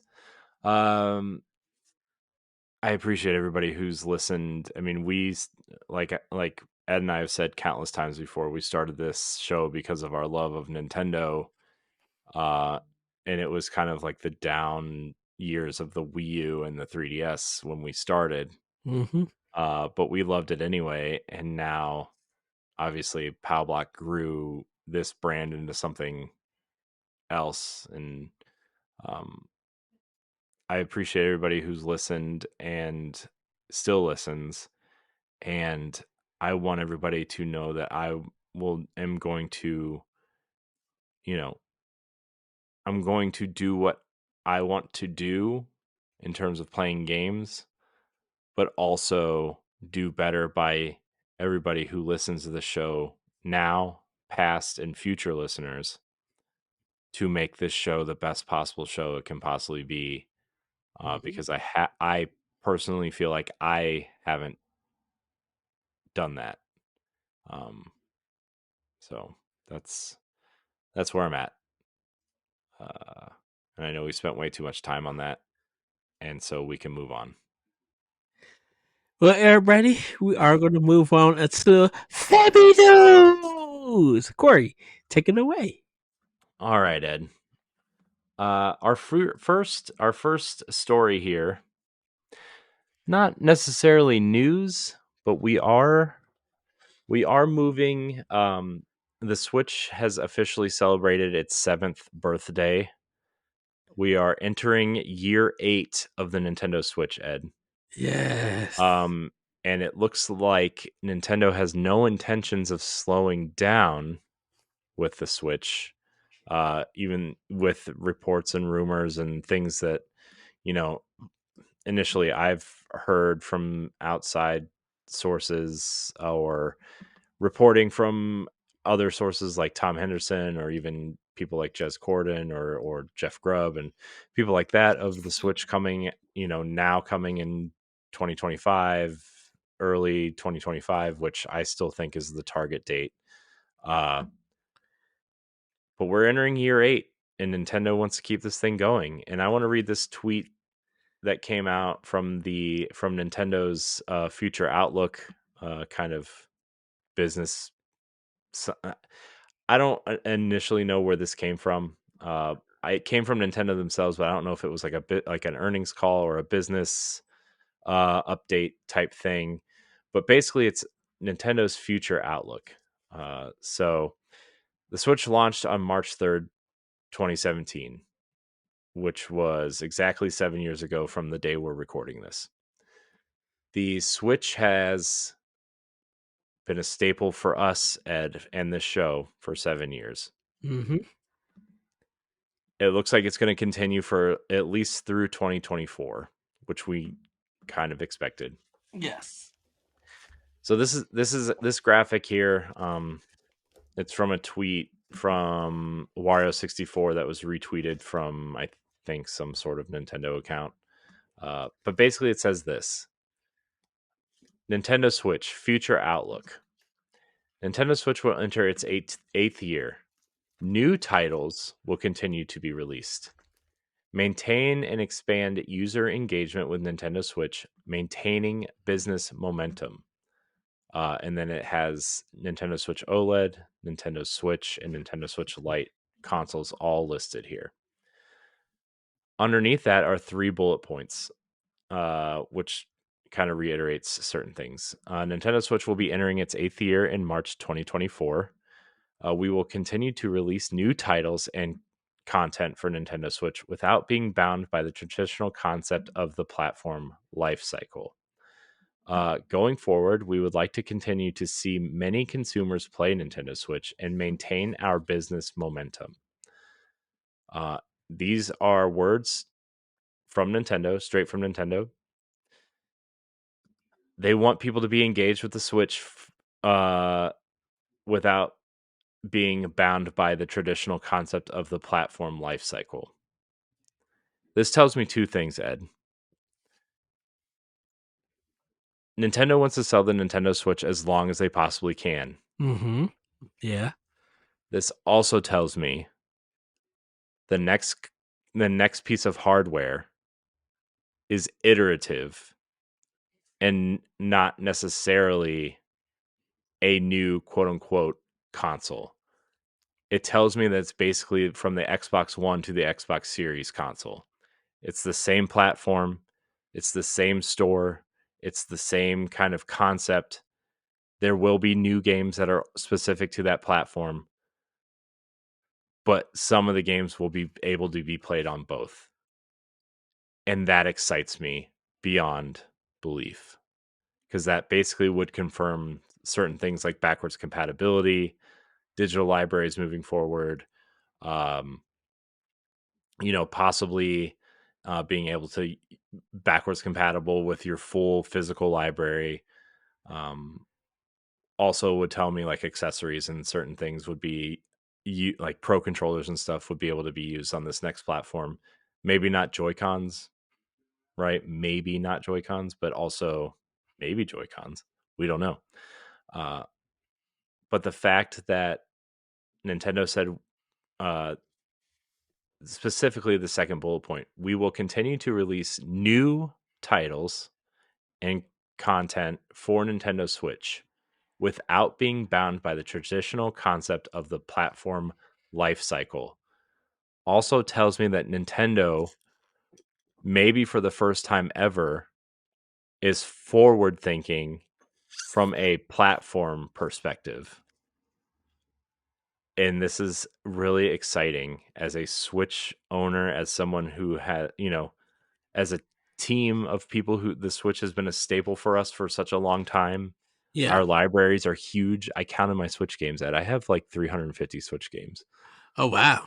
Like digitally, whether, I purchase them or, you know, companies giving them to us for review purposes or, all that kind of stuff, right? Like, yes.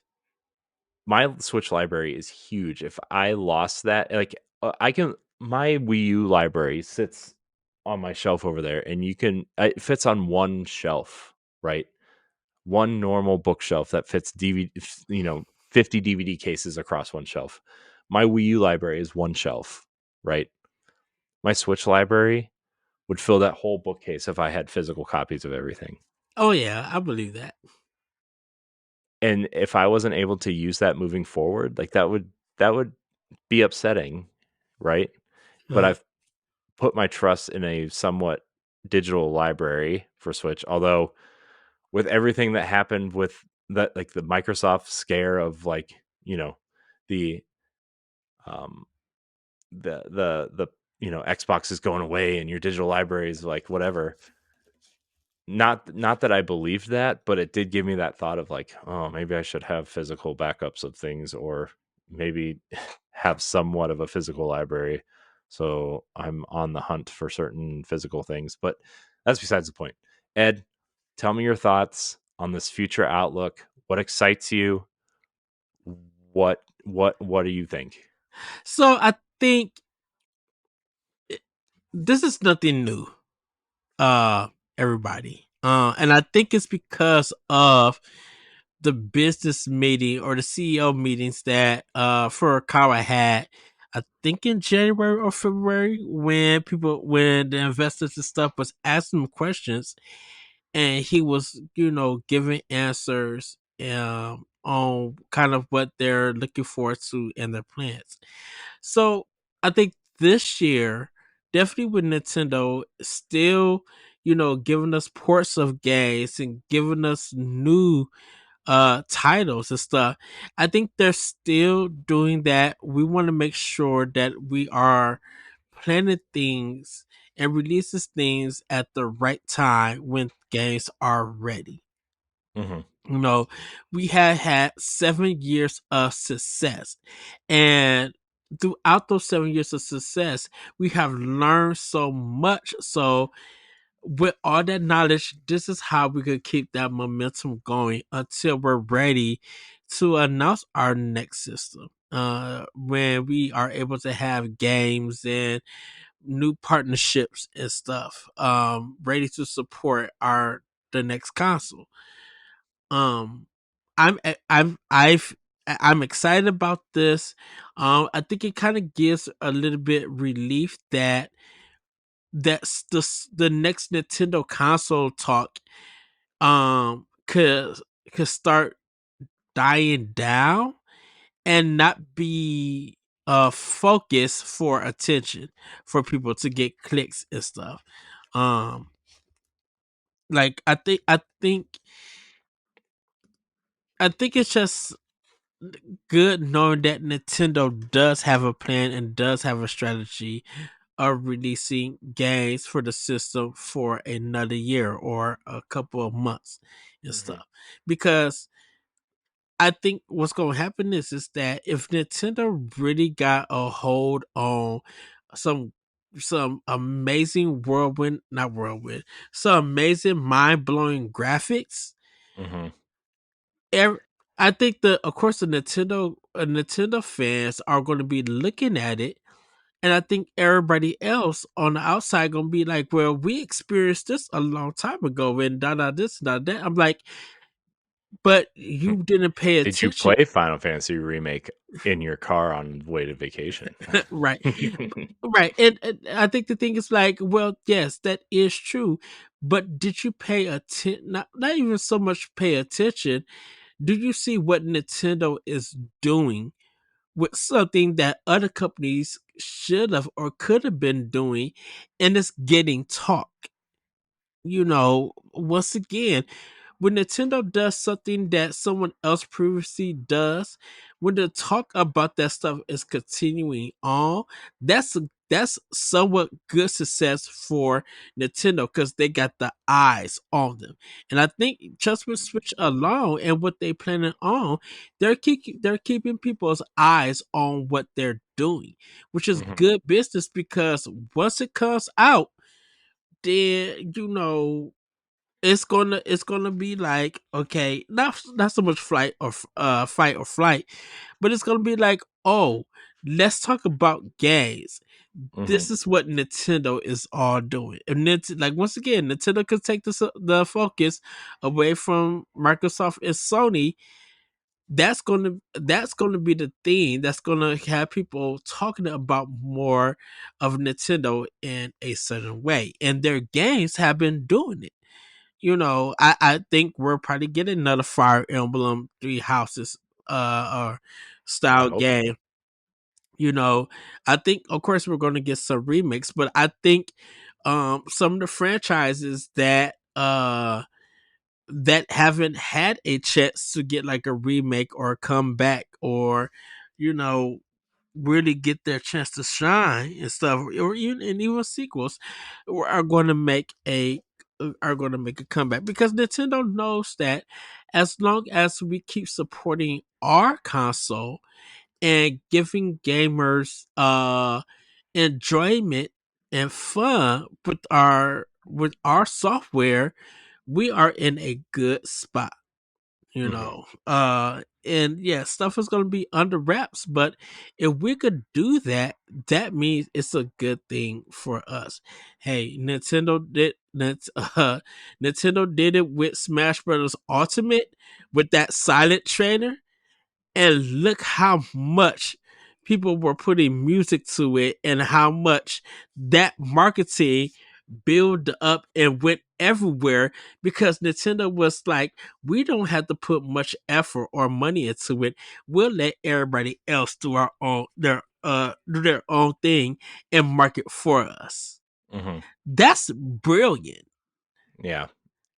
Um the other thing this tells me too, right, is like I think it's very clear to us who have been playing games on Switch, aside from a few like technical hiccups in larger games like Zelda and Xenoblade specifically, Hmm. with not like the games are broken or anything, but just dropped frames and running on this in handheld mode and stuff like 540p or 600p instead of the native 720p that the screen outputs, right?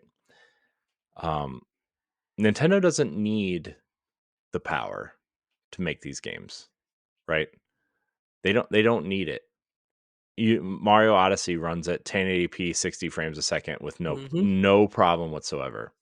Mario Kart 8 1080p 60 frames a second unless you're playing with 4 players, no problem. um so like obviously, like, we would love to see more power for games like Zelda and Xenoblade. What could the next Xenoblade game look like on a console that's as powerful as a PS4 Pro instead of a Xbox 360, right? Because that's Yeah. essentially what the Switch is an Xbox 3, a little bit more powerful than an Xbox 360 in handheld form. Like, what could you get from the next Zelda or the next Xenoblade with that much power? We've talked about Horizon kind of being the benchmark in terms of graphics for the PlayStation 4, at least. Um, at least I have. I think that's the best looking game on the console by far, in a lot of ways. And also Forbidden West is an incredible looking game. Mm-hmm. Uh, but what if we got a Zelda that looked half that good, or like half, like, I don't want to say half that good, but like that kind of like those type of graphics, and we point to the Wii U tech demo and like, man, that's what a Zelda could look like with a PS4 power, right? The and that's what I would love to see. But uh anyways, aside from that, like, what this tells me is that Nintendo wants I think Nintendo wants some sort of 4K. I think this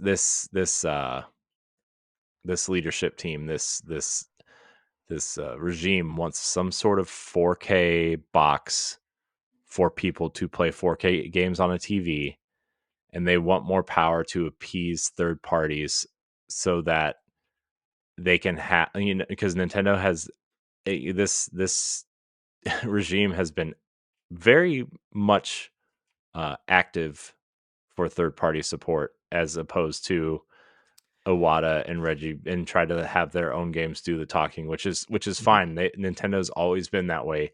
They've always walked to the beat of their own drum. They've never really looked to third party as part of the experience on Nintendo. And if third parties wanted to support it, great. If not, well, we don't get And those games, right? and this is the thing that's been literally a change.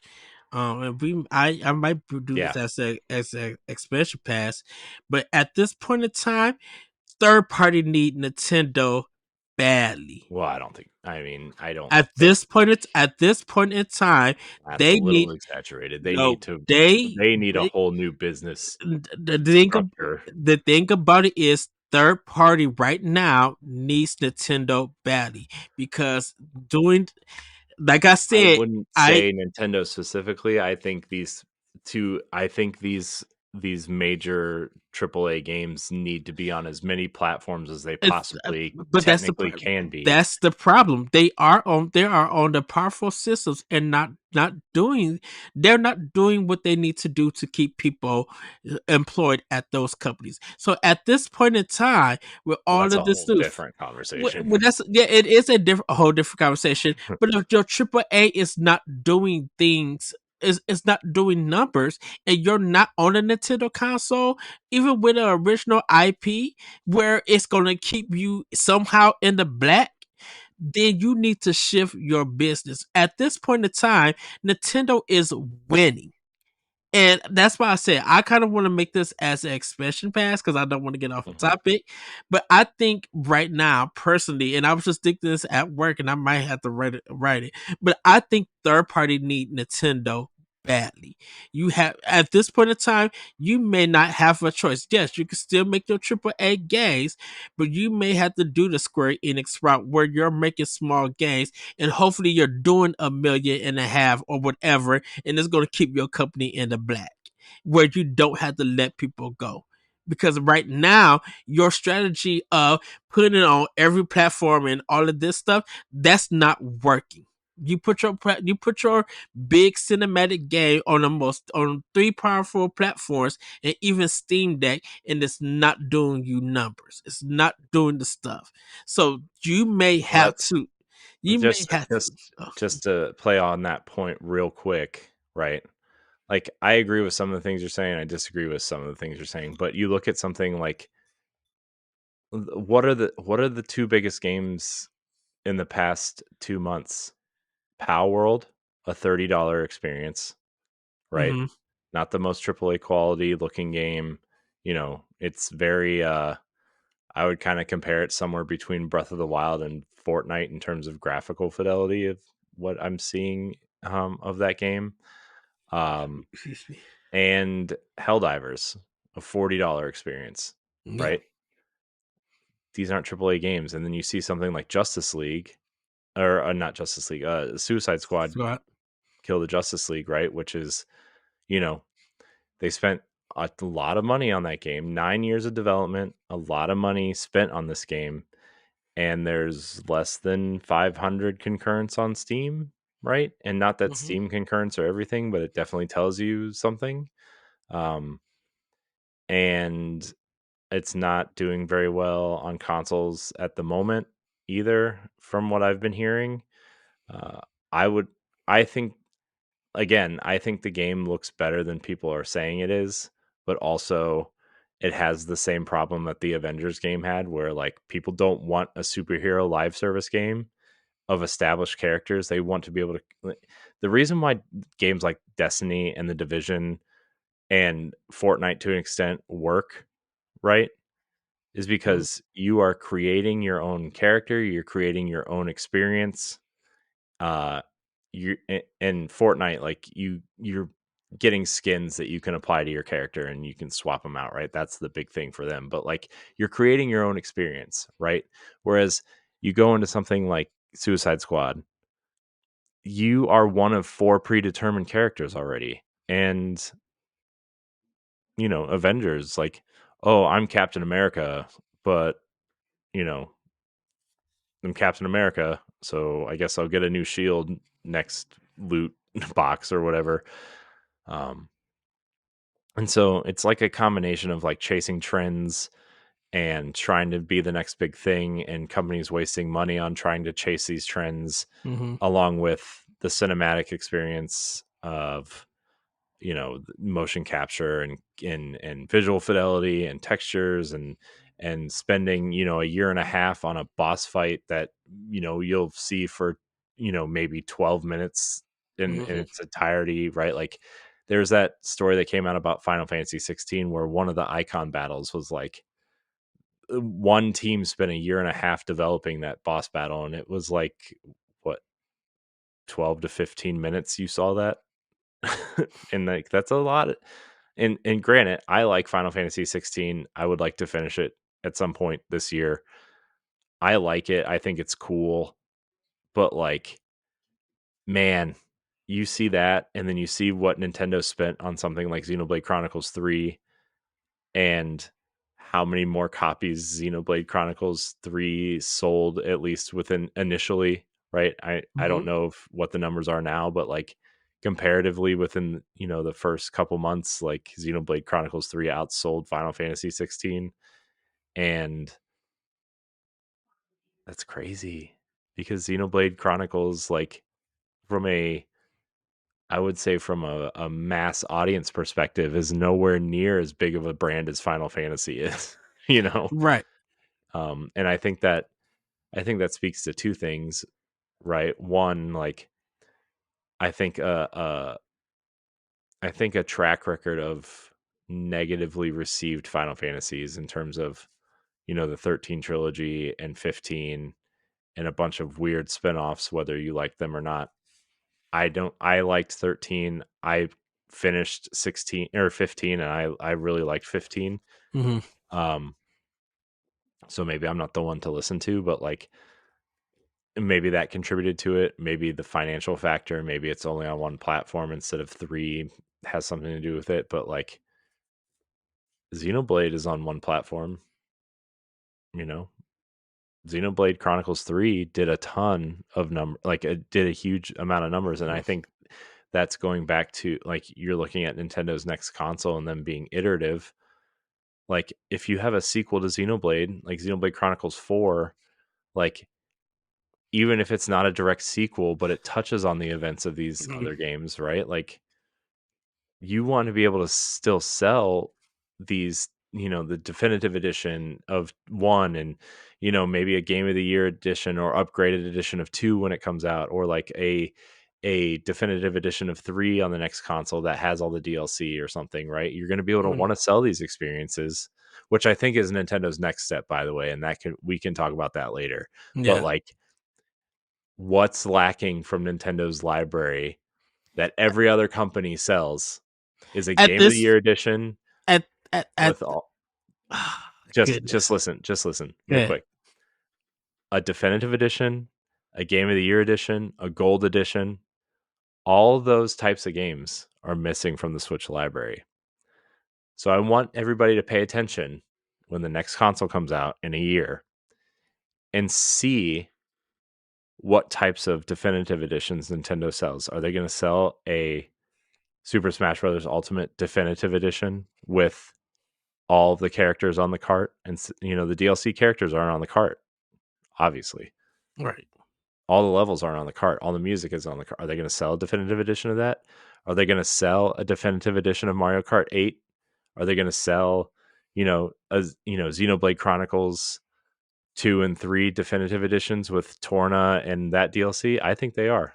I think they are. This is the thing about it. If they do it, it's a bundle that's on the eShop, and that's it. They're not doing They already sell those bundles on the eShop. Right. You can buy And guess what? That's their definitive, and they're gonna leave it at that. They're not gonna do anything else. I don't know. I think you could see something along those lines. Maybe not for every game, but I think you're going to see one or two. I think we already know that if Nintendo does anything HD remaster or remake or whatever, that is the definitive edition. That's it. They're not doing a Game of the Year edition. They're not doing all of that of their first party. They know that if we put our product out at this price point, you better buy it at this price point or wait it at a sale, even if it is on our next console. Well, we'll see.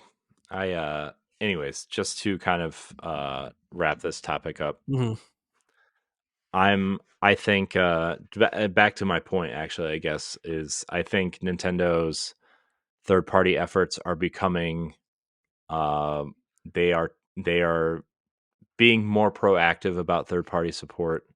They are being more proactive about getting indies on the console, right? They have been the whole generation. They're being more proactive in many ways, and I think two things that could help that obviously are a more powerful console, right? And just in general of getting different types of experiences onto the console, and having it. I think it might be a Wii type situation, although not as clearly as interesting or as crazy as the Wii situation, where like the reason the Wii died, I think, is because it didn't have HDMI out and it wasn't an HD console, and HD TVs took off way faster than I think Nintendo expected, right? Yeah. Whereas now every TV that sells is a 4K TV, and not that Nintendo's really concerned about that, but I think Nintendo would like to be a part of some sort of conversation where I wonder if they see the metrics and they say not enough people are playing on TV, or maybe they think that, maybe they don't care, right? But I mean, the last time they reported these numbers, like way more people were playing Switch in handheld mode which is why the Switch Lite came out, right? That is the reason why the Switch Lite is a thing, right? Is to sell a cheaper model of the Nintendo Switch because people like to play in handheld mode. Also, the Switch Lite has a superior control method. The controllers are attached to the console and it has a proper D-pad, and I will never shy away from saying that. That's it. That's all I want to say. Also, there was an update today where there are over 11,000 games on the Switch eShop now. And about half of those are $1.99 complete editions of hentai puzzle games. So. or some mobile games, or just some really trash bin worth. Yeah, there's some interesting games. It's so funny when I hear these companies say they can't get their game on Switch, when I'm like, how can you and some, like a sort of like established, somewhat established indie studio can't get a dev kit for a Nintendo Switch, but then you see like every day you log in and like recently released, there's like a dumpster fire of garbage games on there, essentially, until you come to the first like real experience, quote unquote, and it's like, oh my gosh, what is going on? Yeah. How many pizza pizza delivery tycoon games can I have, or bakery princess tycoon or whatever these things are called. Some weird Google translated. Yeah, He might yeah, be yeah, Trouble Simulator 2000 yeah. Galaxy X Squared. You be like, what the heck is this nonsense? Right. Um. Yeah. Anyways, all right, Ed, we're gonna move on to the next story because we spent way too much time on that story. A happy 7 years to Switch. Yes. I'm excited to see new experiences for the Switch this year. Not that I'm like, I don't want to be negative Nancy over here, but there aren't any new experiences for Switch this year except for Princess Peach Showtime so That far. we know of. No, Let's add that. I said so far. I said so far. Okay. So far. I mean, I think the only other closest thing would be another Code Recollection because, I mean, they've been really upgraded and nobody really played those games on the DS or whatever other consoles they came out on. Mm-hmm. Um, but even then, anyways, I'm excited for new experiences. Speaking of new experiences, Ed, we said we might do a Nintendo Direct or a Direct recap show on this. We felt we didn't need to because there was really nothing. But the Pokemon Presents from February happened. There's a couple new things announced in terms of games, a couple uh, anime things, a couple like there's a Pokemon Go Horizons series crossover.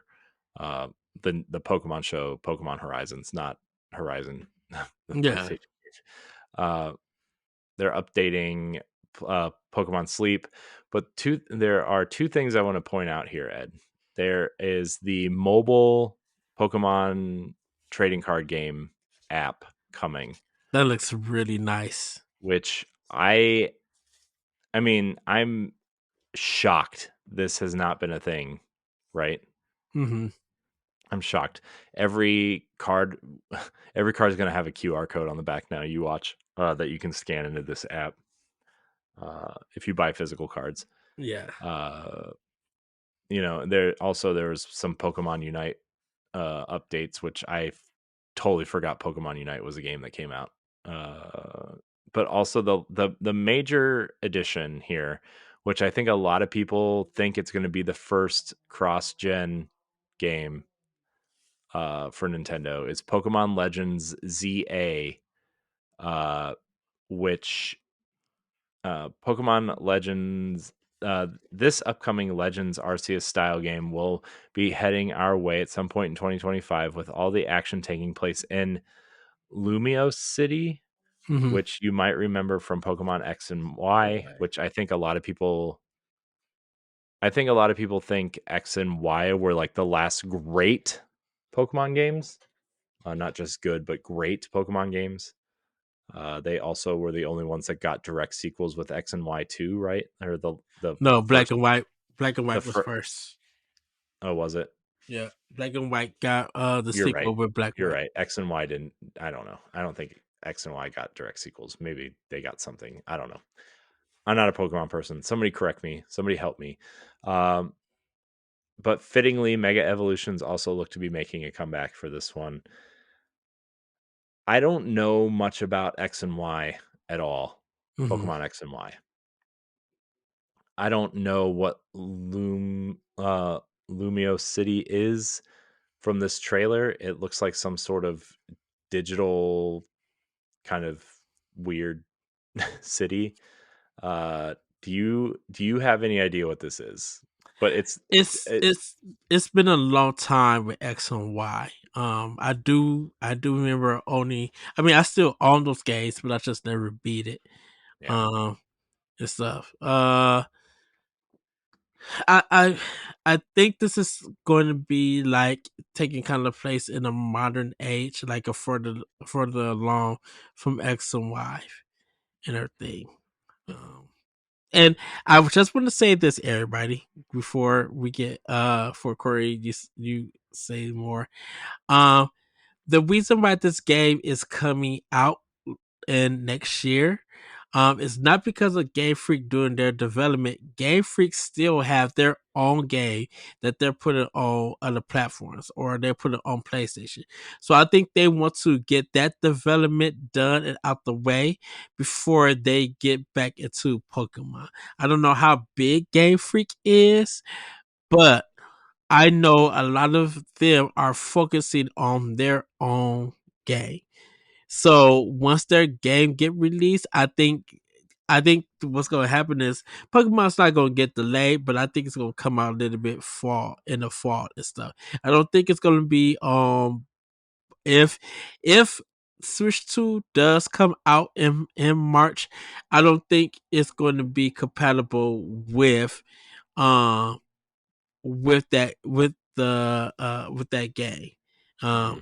and stuff because you know uh I think it's going to be too late for them to kind of work on some development on trying to get that game for that system. um I mean, also like just on that point, right? First of all, Pokemon has always whatever their whenever a new console comes out, they've always put their game on the last one, right? Like the yep 3DS was already out, and one of the versions of Pokemon, it might have been X and Y, when the 3DS came out, was a DS game. When the Switch came out, they still put Sun and Moon and their direct sequels on the 3DS. mhm, And this, to me, part of me says that this will be on, like, it'll be a Switch game, which I think they even said as much in the trailer that it will be coming to Switch. Maybe they didn't specify. I don't quite remember. But also, like, if the next console is backwards compatible, it'll still be playable on the next console, right? right Um, I don't know if it'll be boxed different or not. I would actually like to see going back to the next console. I would actually really like to see the next console use the same box format as the Switch. Maybe the binding is a different color, like maybe it's black or blue or purple or something. Man, returning to purple would be awesome. Um, but I mean, if you remember the Nintendo Labo boxes the spines were black, yeah and the fitness games were black. The spines were black and not red, which indicated to me that these are different experiences than your typical Switch experience. So I think that would be really cool if they did something like that, or they took the Game Boy Color approach where, like, hey, these cross-gen games, the box is this color. The Switch games are obviously going to be red, but then the whatever the next console is, these boxes are purple or blue or something. Maybe that would be a cool transition where, like, hey, Switch is red, cross gen would be purple to indicate it's playable on both, and mhm, the new console would be blue because red and blue make purple if you are a color person. Um, you know, red and blue make purple, and that would indicate cross gen. I don't know. To me, that sounds cool in my head. Who knows how that works in theory? But aside from that, like, I think this Pokemon game will ultimately be a Switch game. It might run better on the new console. It will be playable on the next console as a backwards compatible title. well we'll see. Yeah. And then there's Ed eating snacks on the show. All right. Next small story, Ed, which I sent you earlier yesterday, I think, or Mhm, 2 days ago. Octopath Traveler has been delisted on the eShop. And some people were, like, really concerned about this. But it came out later that it seems that Nintendo's publishing contract for Octopath Traveler on the Switch has come to an end, and Square Enix is going to continue to publish the game on the console. So they, in order to do that, there has to be a new listing for the game with Square Enix as the publisher, because they do publish it on Xbox and PC. Square yeah Enix does. First game's still not on PlayStation, by the way, which is incredibly interesting. I wonder if that changes now that Nintendo is not the publisher. I don't know if that was like a rights thing or like Nintendo's Nintendo and Sony's kind of 30-year conflict is still a thing, and this is like put a little salt in the wound. But I No, wonder if Square as the publisher will put this on PlayStation next year. they will. It's just so Or funny that it's on like the one game that's basically made for not just Nintendo players but PlayStation players is not on PlayStation. It's on Xbox, which essentially no Xbox players care about pixel art RPGs. well, it might be also a contract thing that Xbox got the first game and Sony got the second game. Could be. Also, Xbox probably paid for that game to come to Game Pass because remember when it came to Xbox, it was a day one Game Pass game. Game Pass, right? And when part 2 came out for PlayStation, I think there Did was a not come to physical, Xbox, right? But they did get a physical, and they did get digital, of course. But Square Enix had to publish it, so it was like kind of maybe like a co-publishing deal or something. So that was an interesting story I wanted to point out. Also, an interesting story that was pointed out to me by Pat Klein from the Boss Rush podcast. You might have heard of him, that fellow. He sent a tweet in our Boss Rush podcast group chat, and Toys for Bob, the developer of the Crash trilogy and the Spyro trilogy, and a couple other kind of Activision or character platforming type games, is leaving Microsoft and Activision Blizzard. They made an announcement on the Toys for Bob blog that says, "We're going indie." I'll just read the blog post real quick, Ed, and then you can kind of make your thoughts known. We're thrilled to announce that Toys for Bob is spinning off as an independent game development studio. Over the years, we've inspired love, joy, and laughter for the inner child in all gamers. We pioneered new IP and hardware technologies in Skylanders. We raised the bar for best-in-class remasters in Spyro Reignited Trilogy. We've taken Crash Bandicoot to innovative, critically acclaimed new heights. With the same enthusiasm and passion, we believe that now is the time to take the studio and our future games to the next level. The opportunity allows us to return to our roots being a small and nimble studio. To make this news even more exciting, we're exploring possible partnership between our new studio and Microsoft. And while we're in the early days of developing our next new game and a ways away from making any announcements, our team is excited to develop new stories, new characters, and new gameplay experiences. Our friends at Activision and Microsoft have been extremely supportive of our new direction, and we're confident that we will continue to work closely together as part of our future. So keep your horns on and your eyes out for more news. Thank you to our community of players for always supporting us through our journey, and we can't wait to share updates on our new adventure as an indie studio. Talk to you soon. Thoughts, Ed?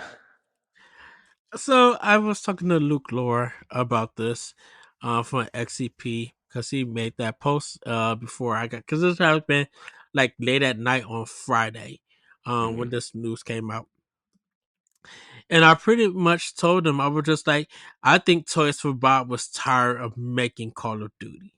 Like, I think they lost their spirit of developing games because of Activision having most of their developers just focus on Call of Duty. So I think they decided, yeah, let's bounce off here because this is the only way that we're going to have freedom of making the games that we want to make.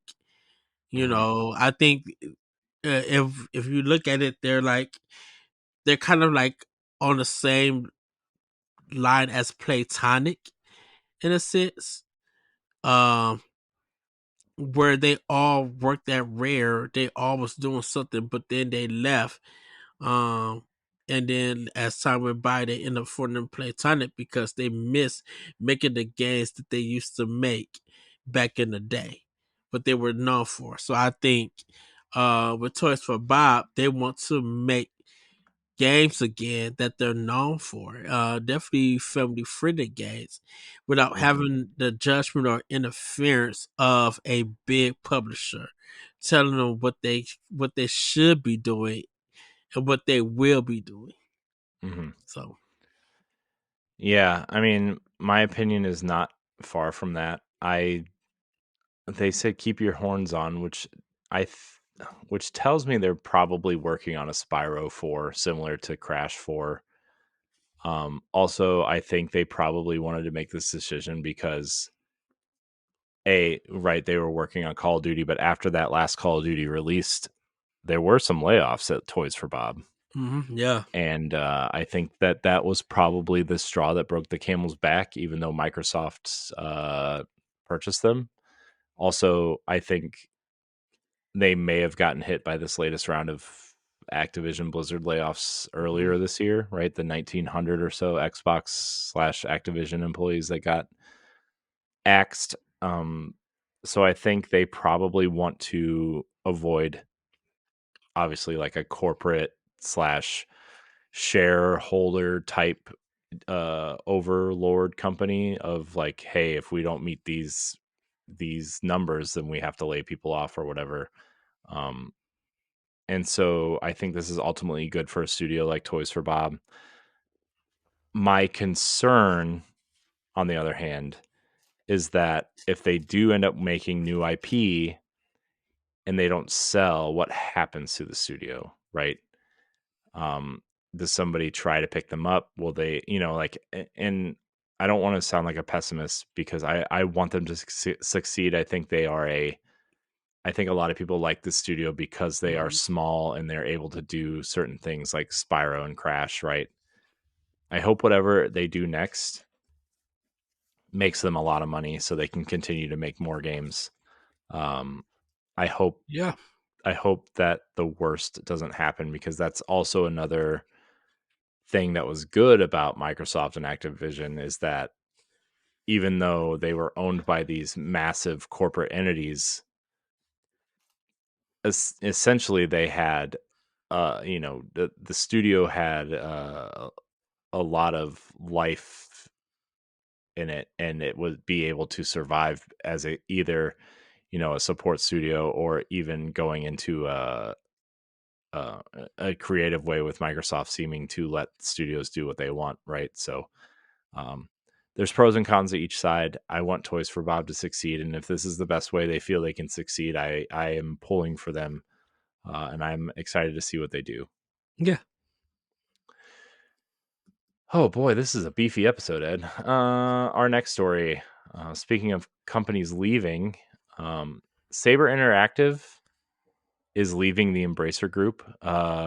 According to Bloomberg, they have purchased themselves from the Embracer Group for about $500 million, including the Star Wars Knights of the Republic remake that they're working on, which makes the Embracer Group, they need about $2 billion. So this is a quarter of that.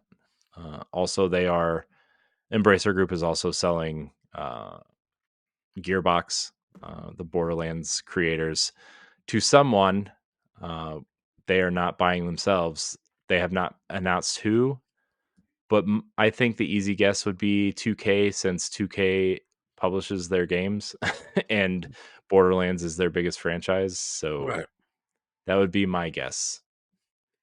But how do you feel about Saber leaving? Well,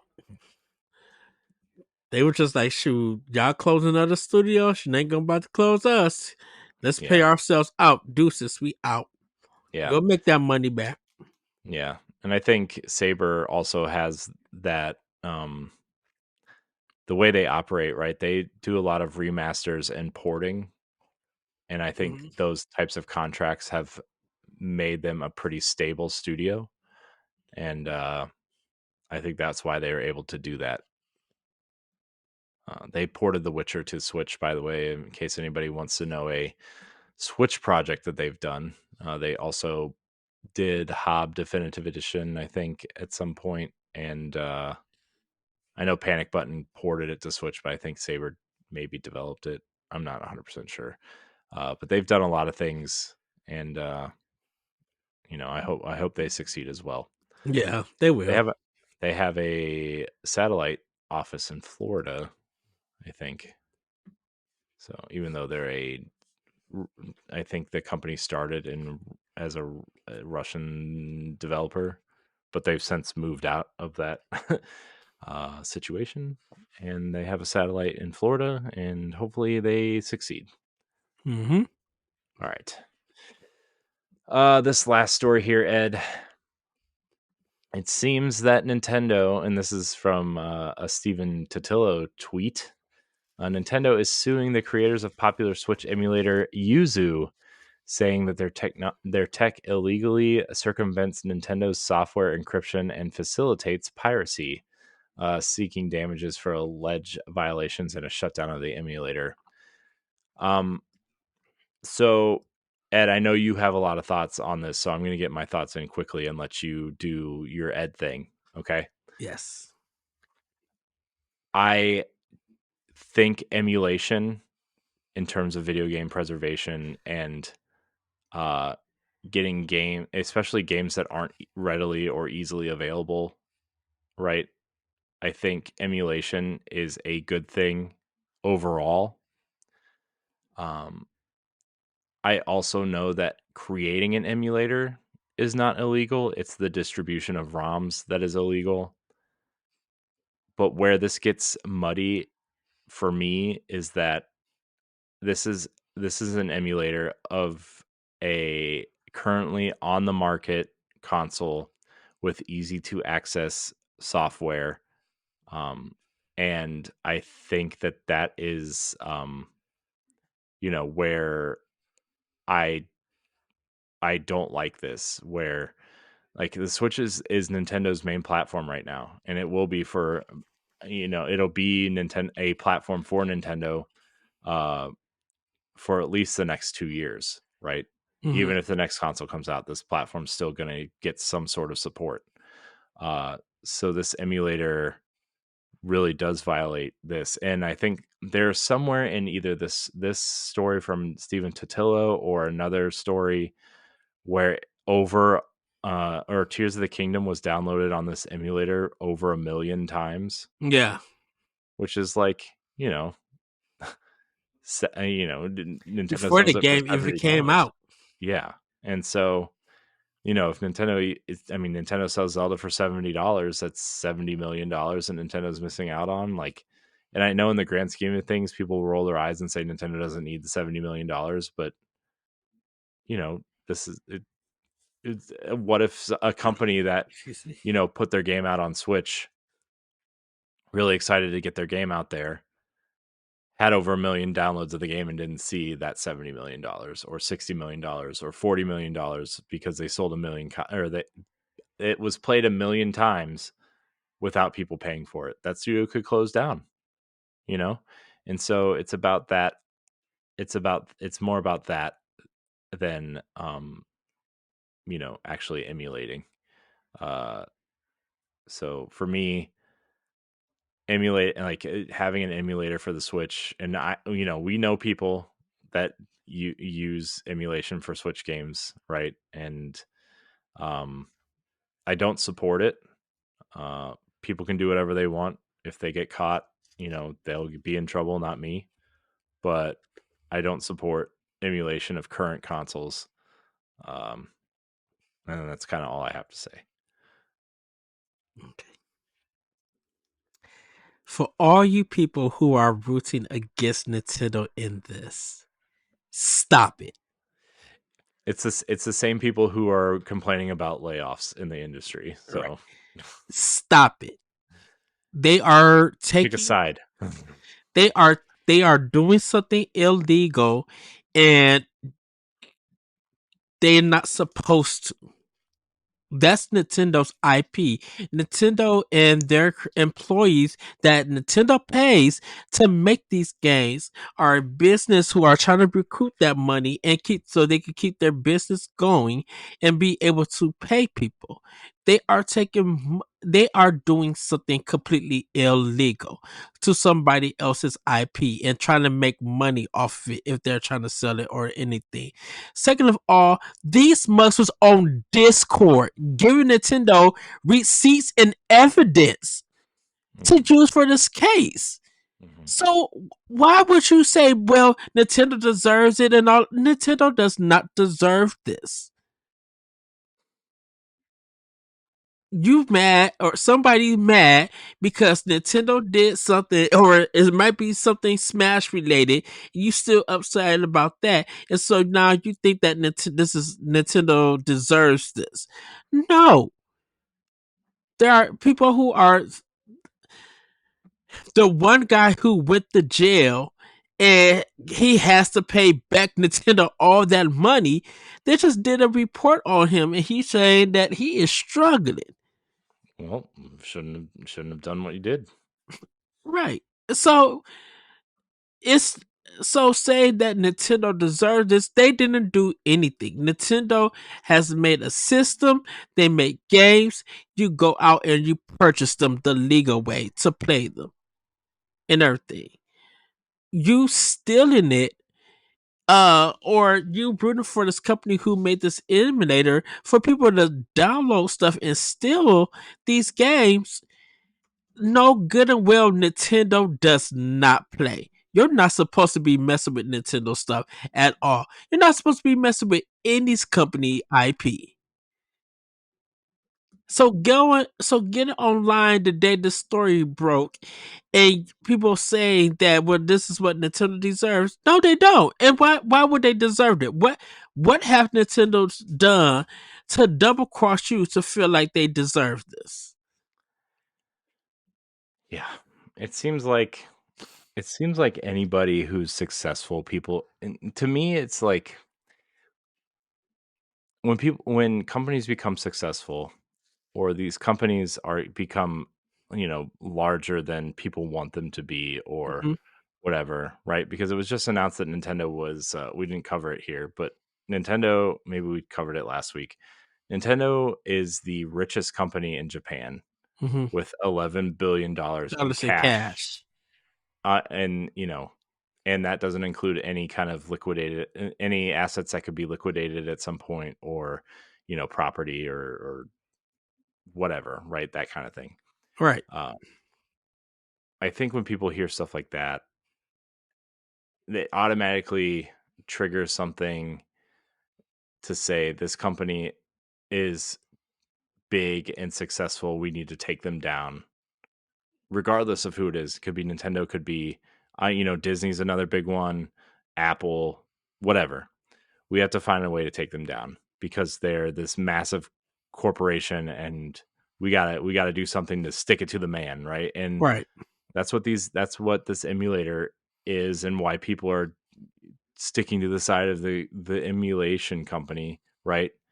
Because they want to stick it to the man, and they don't want to pay $60 for a game that came out, you know, 15 years ago on a different console. So they want to get it for free, right?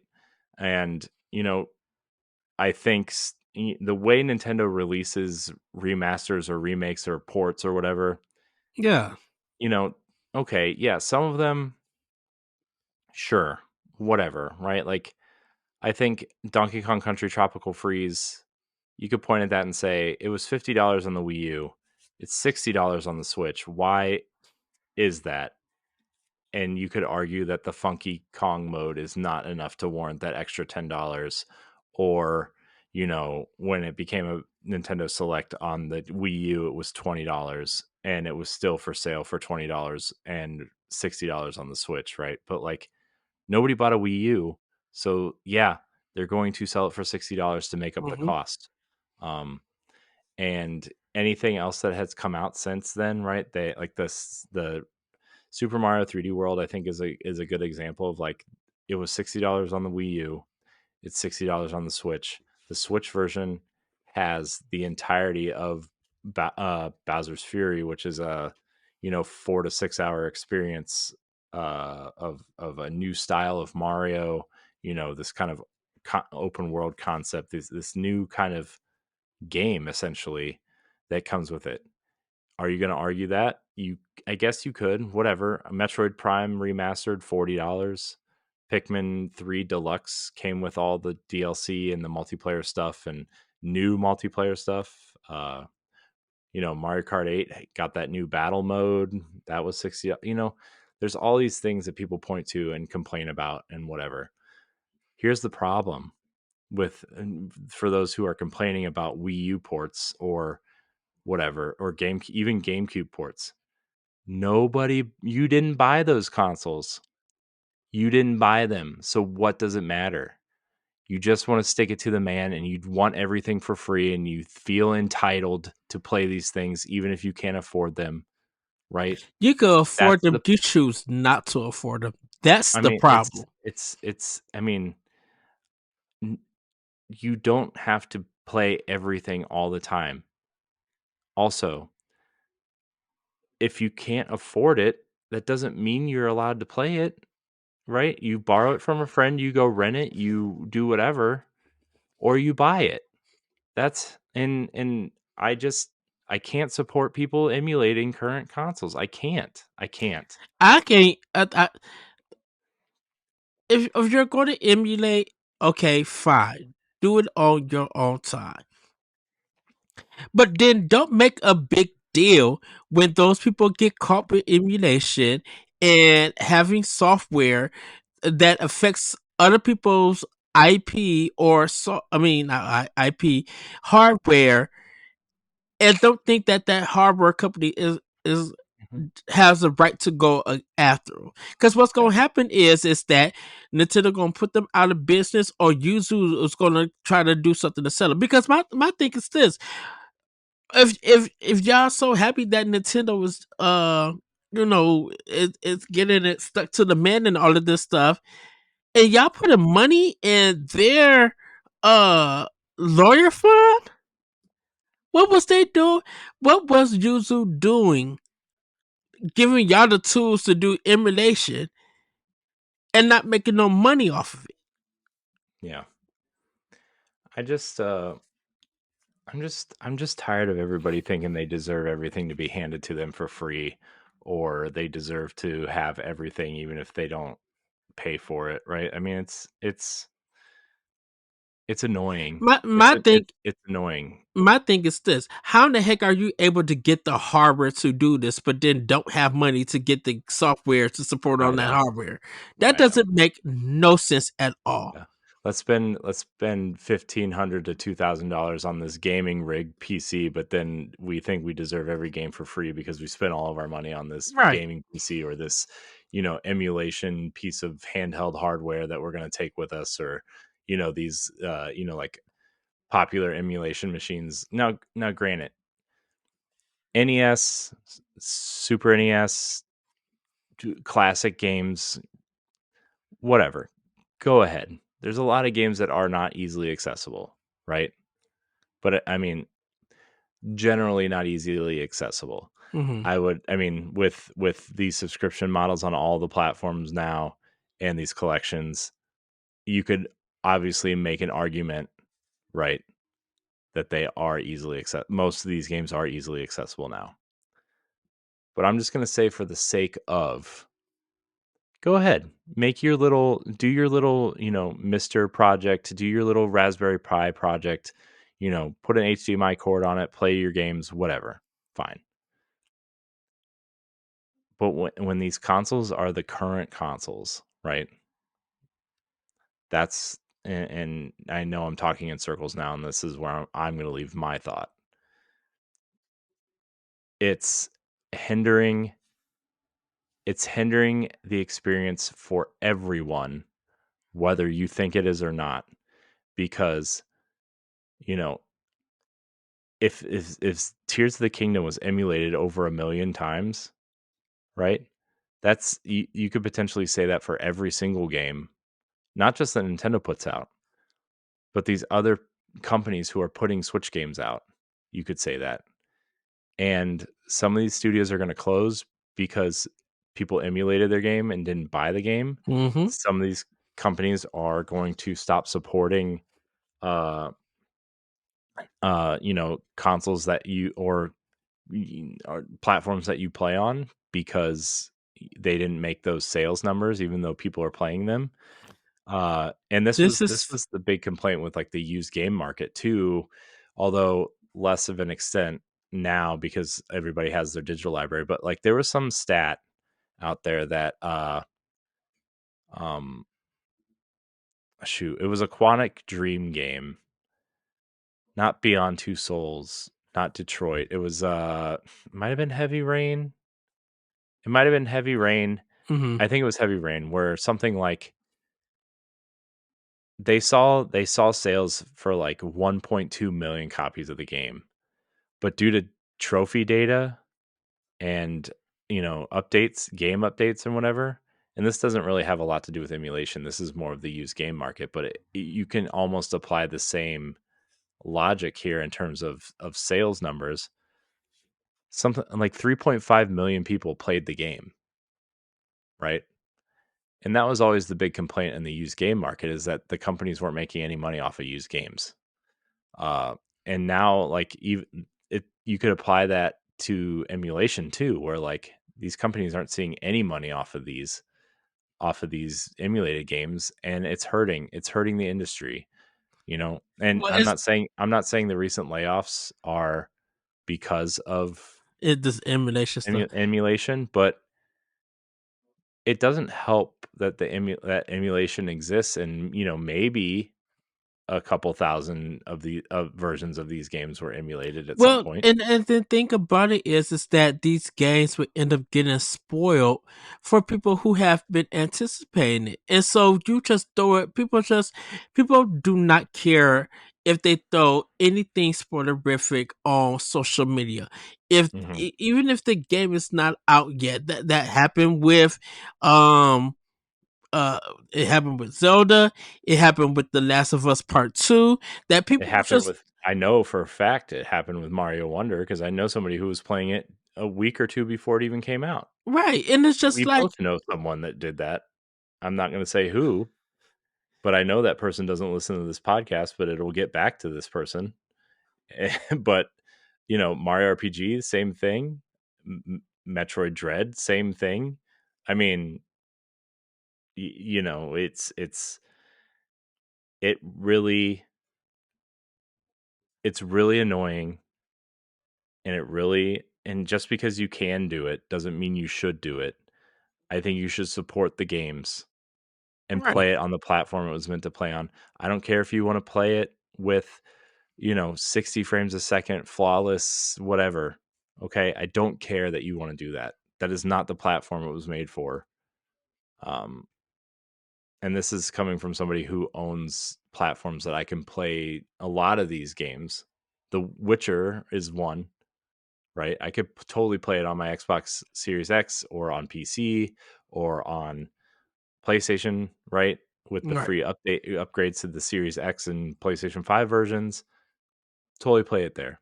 I played it on the Switch. You know why? Because first of all, I want to see more games like that come to Nintendo platforms. Mhm. Second of all, the way my life works, handheld gaming is incredibly more accessible to me than TV gaming, console Yeah. gaming in terms of time spent playing games. So, yeah, I spent a lot of time with The Witcher in handheld mode. And guess what? It was great on the Switch. Most TV, people beat The Witcher 3 on Switch. I mean, I think people who dabbled in The Witcher on console and then bought it for Switch did play a lot more on Switch.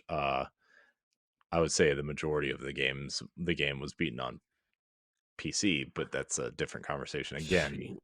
But I mean, that's something I wanted to say is like it really, this conversation, I've become more angry as we've talked about it, and it's not going to get any better if we keep going. So uh I just I hope Nintendo wins this case. If this mhm. emulator was for like N64 or GameCube or something like that, whatever. I don't. I don't really care, right? Those games are off the market. Nintendo's clearly remastering them and putting them on their subscription service, but at the end of the day, like, it for me, it's the response, the negative response towards Nintendo that they're doing this, and yeah. that goes for like anything. If it's Nintendo's IP, they have the right to decide what they do with their IP and their franchises and their merchandise or whatever. They have that right. We as players don't. We can't modify it. We can't do special tournaments. We can't do this and that. If Nintendo says, no, you're not supposed to do that. Now, yes, they could put a tournament mode and people could go online and have fun, but you're not supposed to monetize it. Nintendo says so. And if they say so, be an adult or be a respectable person and just follow the rules. Yeah. You're not supposed to. I mean, yeah, you could make money off. There's ways to make money, I should say, but you should not be trying to illegally make money off of something that you did not work or create. Mm-hmm. Yeah. And so I just, yeah, So I agree. I think, I'm gonna leave it at there. yeah, Stop it with the nonsense. yeah. Look, pay for the game. Just pay for the game. Mm-hmm. Play it on the Switch. If you don't want to play it, if you don't want to pay for it, then you don't play it. That's Yes. At the end of the day, it's Occam's razor is the simplest explanation, right? The simplest explanation is usually the right one. If you can't afford it, you can't play it, Right. right? If you don't want to pay for it, you don't play it. It's that simple. All right, we're gonna move on now. We have a couple other things to get to, and we have a lot of listener questions. Also, I would like to get to. Yes. So we're skipping Switch 2 rumor time this week, but we have the other side. I do want to hit on very quickly, Ed. I don't want to spend too much time on it because I feel like we talk about this subject every other week, and it's really disheartening and sad. Um, so there has been a series of layoffs since we recorded last, Ed. Quite a few, actually. Sony laid off 900 employees worldwide, including closing the London studio. They also laid off the entire game as a service team at Naughty Dog. They laid off quite a few people from across their range of studios. And even at Insomniac, which is the studio that you would arguably not lay anybody off because they've Right. been carrying the PlayStation on their back this entire generation. Yep. But the one studio that wasn't hit, ironically, which is the studio that hasn't contributed anything, anything important, I would say, since Little Big Planet 2, and that's Media Molecule, right? And that's the only reason why they didn't touch that studio is because half the studio already left, and the other, their studio head is a BAFTA winner, and it would just be a really bad look for them at this point. Yep. But EA lays off 670 employees, cancels projects, and shifts their company direction. And that was their explanation. Including a first-person Star Wars game, which from Respawn, which makes the most sense to keep. But we'll get to that in a minute. Deck 9 laid off 30 employees. They do a lot of Life is Strange. They're involved in Life is Strange. I think they did True Colors and Before the Storm were the two that they made. Supermassive laid off around 90 people. They do the horror anthology for Bandai Namco right now, and they also did The Quarry. Until Dawn and the Quarry. Yeah. Yeah.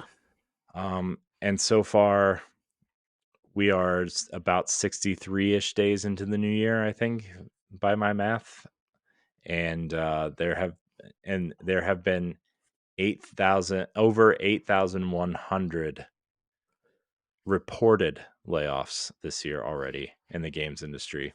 And I wouldn't be surprised if this week, even when this episode goes live and you guys see it, you already hear news that there are going to be more layoffs.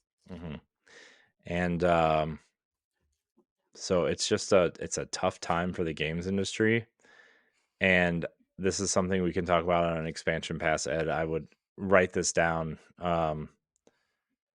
What is going to happen with the games industry moving forward to remedy this situation? And actually, we had a question in the Discord from our buddy Geek Bro 27. I miss him. I know. Via Discord, he asked, do you feel we are heading into a gaming recession due to all the layoffs in the industry?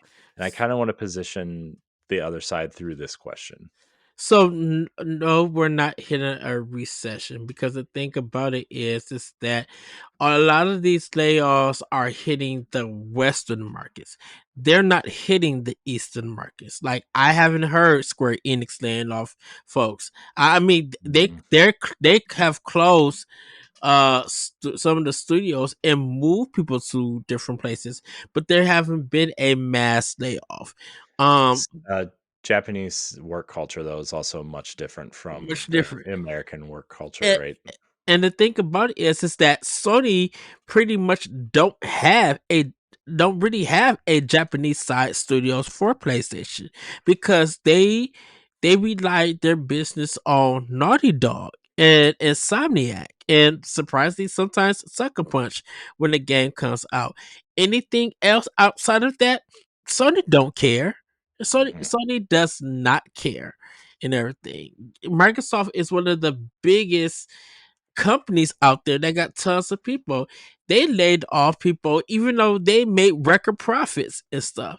So it's mostly just places here in the West.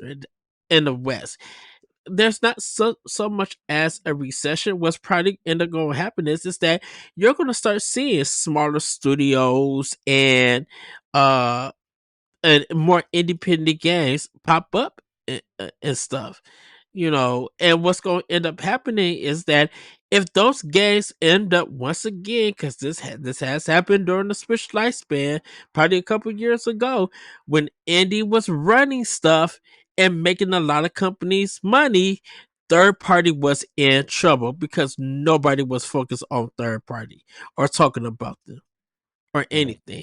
And if it was talking about something, it was a already existing IP.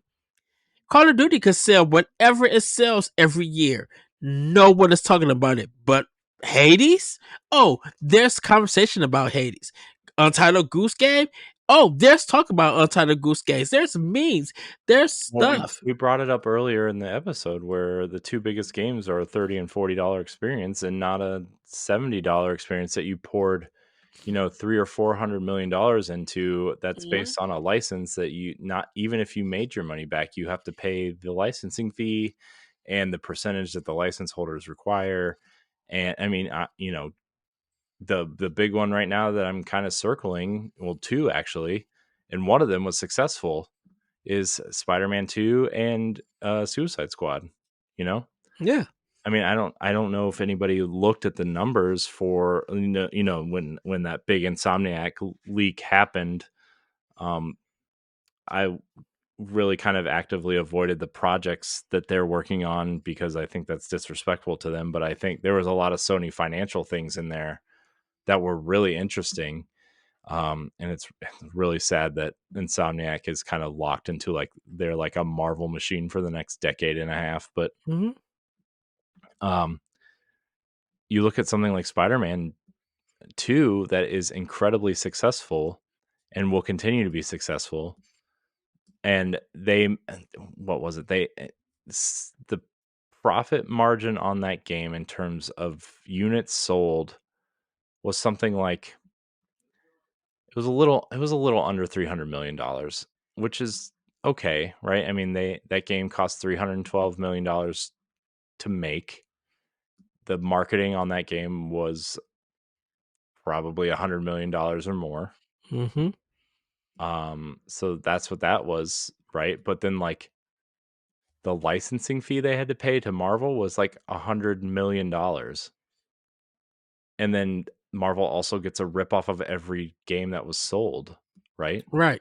And so, when we're looking at the EA thing, not that EA is like the end all be all, or it's the concept of what they're saying more than EA is actually saying it, right? Like EA is shifting their company direction away from licensed IP and focusing on their own IP.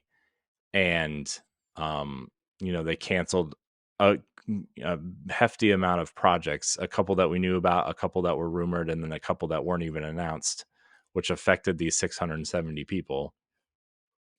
And I'm not 100% sure what IP people care about from EA aside from like sports stuff, but like I mean, they didn't have a Battlefield, and Battlefield's been quiet for the last yeah, but three and a half years. Battlefield. When was the last time anybody thought Battlefield was good at a launch, right? I mean, It was, Battlefield 4 was a disaster. Battlefield 1, I think, was the last one that people kind of cared about. and And then they that, tried Battlefield 5, which people were like, "Oh, well, you did the World War 1 the last time, and World War 2 is kind of the same thing." and then that last Battlefield with the weather and all of that, Oh, 2042. 2043, 2, whatever. To I Yeah. think that like literally bombed where they stopped making it. And don't forget, they did Medal of Honor. I like the first Medal of Honor remake, but like there's the second game bomb, and so Warfighter. that game was What a title, man. that game was terrible all the way around. But anywho, it's EA focus more on their sports, and you know, right now EA is looking at BioWare to be like putting more pressure on BioWare that Dragon Age has to be a hit. Mass Effect, if EA still believes in them, and there's a new Mass Effect that drops out before EA closes them and re-shrink their sizes, it's a possibility that Mass Effect game could be a hit. You know, Mhm. EA was so focused on everybody else and not Respawn until um after Titanfall 2, Mhm. Apex Legends came out. That's when they started putting their focus on Respawn. And Mhm. then when Respawn did their Star Wars games and it was getting better reception than Battlefront 2, Mhm. that literally just said, okay, now Respawn, you are our money bags. Mhm. And everybody else is just there. Yeah.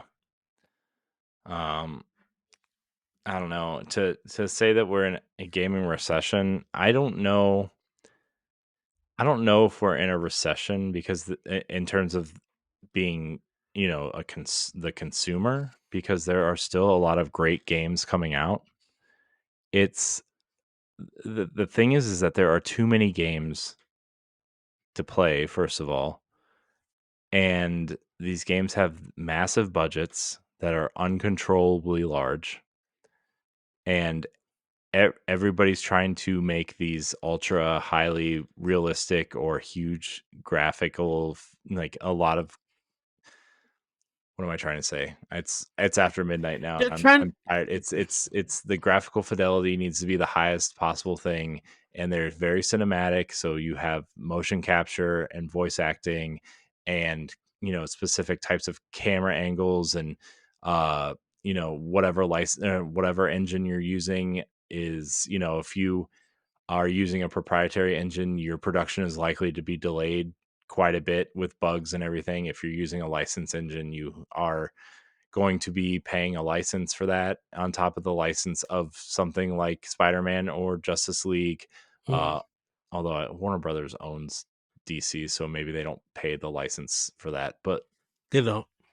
um, it's just this thing of games cost too much to make, and these companies expect these massive returns, and they're not going to get them, right? They want the billion-dollar game, and they want the they're chasing the trends and they want these massive games to be um billion-dollar games and like their movies, and they're not going to be. And the worst part of all of this is that even if you have a big and gorgeous looking game, if it's not memorable at any time, or even if you finish the game and none of it is memorable or anything, and you just put it away or uninstall it, all that money, time, and effort that went into the game to become a forgettable game is is just not heartbreaking, but it is very odd for Hmm. that to happen. That you spend all this money on a triple A game only for it to be forgotten. Hmm.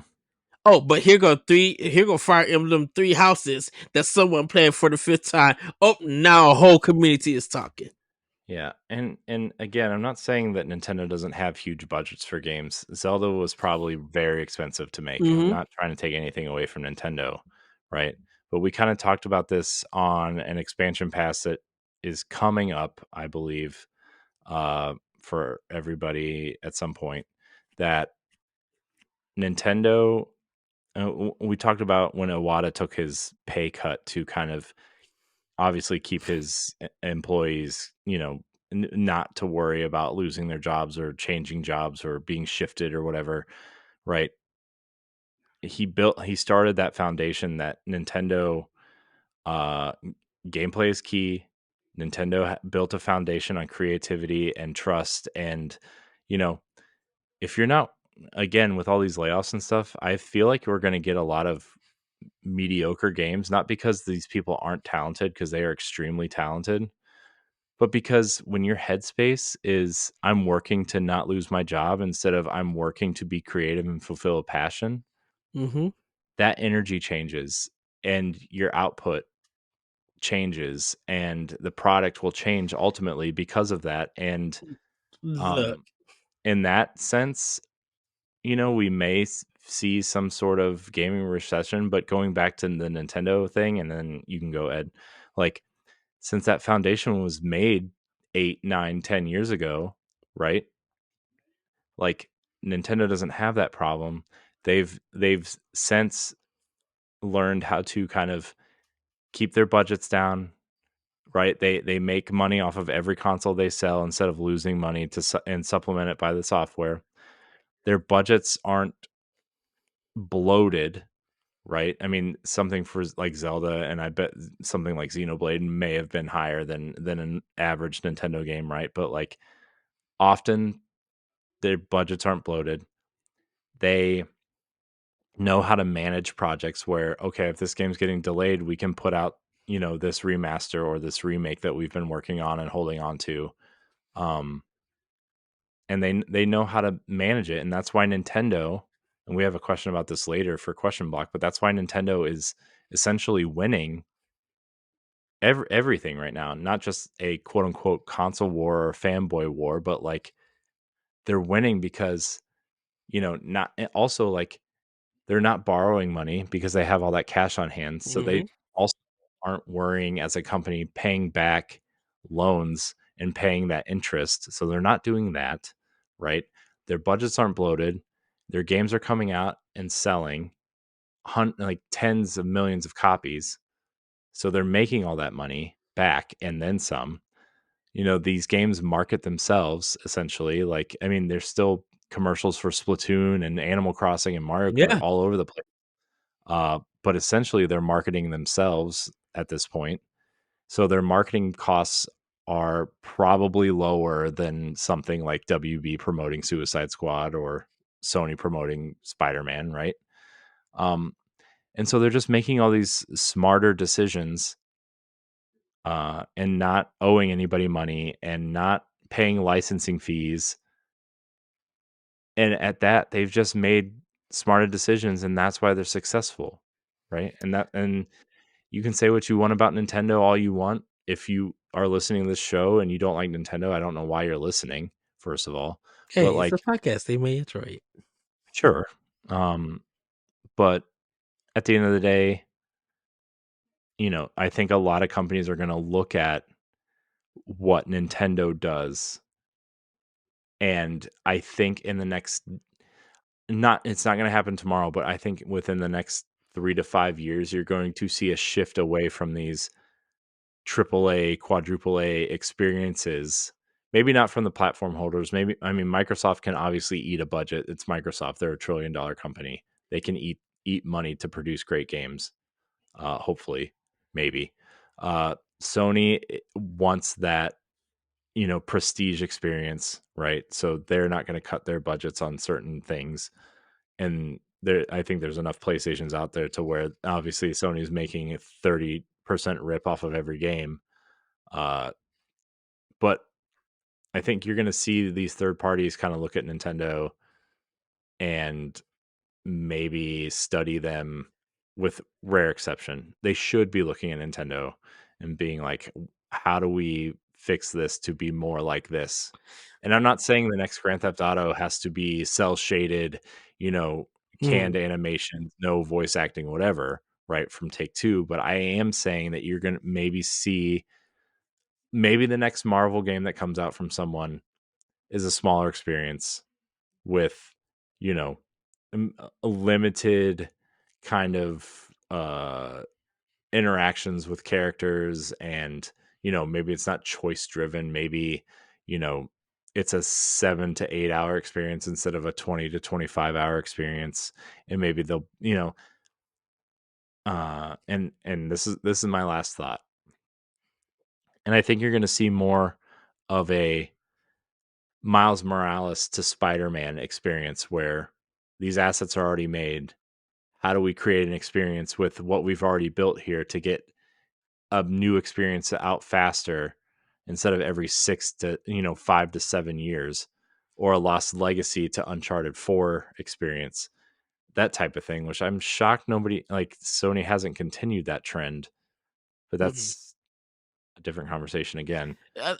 But, you know, And my final thing is, if you want the best idea of what gaming could look like or should look like, yeah. Hi-Fi Rush and Starfield. Mhm. The way that people reacted to Hi-Fi Rush and the love that it got, and yeah, it's coming to PlayStation, and people will be able to see that. It's not a high price budget game, but the animation looks good. It's got great writing. It got a lot of elements that make this thing a video game. Yeah, it's creative, it's fun, right? The combat's Mhm. great, the controls are great, the art style's great, the writing is great. It's a short experience. It doesn't overstay its welcome. Uh, Right. it's a I mean, for all intents and purposes, it's a cheaper experience from a consumer standpoint, right? It was what, 30 or $40. 40. Um, so Excuse me. And I then think I would rather have a bunch of those types of experiences instead of like a mediocre. Again, I hate to pick on Avengers and Suicide Squad, but instead of a $70 to $100 premium experience of those types of games. And, So and I bring up Starfield because yes, even though some people did like it and the game was hyped up, once again, it's something from Bethesda. It's something from ZeniMax. Both games are from ZeniMax. It's something from ZeniMax, and it relied on a name because of the people who made it yeah. and everything. And look how it turned out to be. It didn't feel creative. It not, and I'm not even talking about Jake or anything, but it didn't have anything that inspired it that made people feel like this could stand out to this could stand out on its own, and it's an enjoyable game. And Yeah. that's what the gaming industry is looking. They need to remember that yes, you can have these big triple A games when we need to have them, but we need to remember that we want to play video games. Hmm. And sometimes these companies need to make video games. Hmm. I don't care for 4 hour cutscenes unless they're like Xenoblade, and those cutscenes are very, very good. But I want to play a video game. That's what I was Yeah. raised up on. That's what I'm gonna leave this world knowing that I played video games. Yeah. Yep. There's that saying, gameplay is king, and doesn't matter how pretty your game is or what license is attached, or what if it runs at 240 frames a second. If your game isn't fun, then what did you spend $300 million in 8 years making? So Yeah. all right, Ed, let's get into Pack Watch. 2 games coming out this week. One on March 5th, Snufkin, Melody of Moomin Valley. Join Snufkin in this musical adventure about restoring harmony and balance to Moomin Valley, protecting it from the industrious park keeper. And then on March 8th, we have Unicorn Overlord.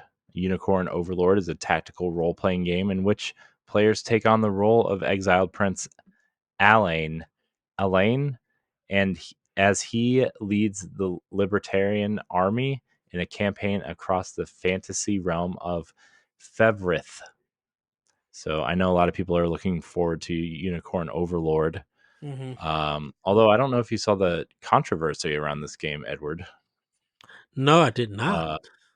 I am not going to go into it in depth here, but there is a lot of translation purists out there who are Oh, very upset about this game. this nonsense. Oh, So I read the tweets and heard about it. Yeah. yeah, so that's where we're at there. But that's all I got there.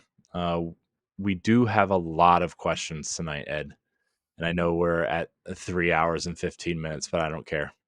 This is the type of show I want the show to be, right? It can be an hour if we need it to be. It can be 4.5 hours if we need it to be. So, anyways, give me an intro, Ed. Everybody, it's time for Question Block. Yeah, it is.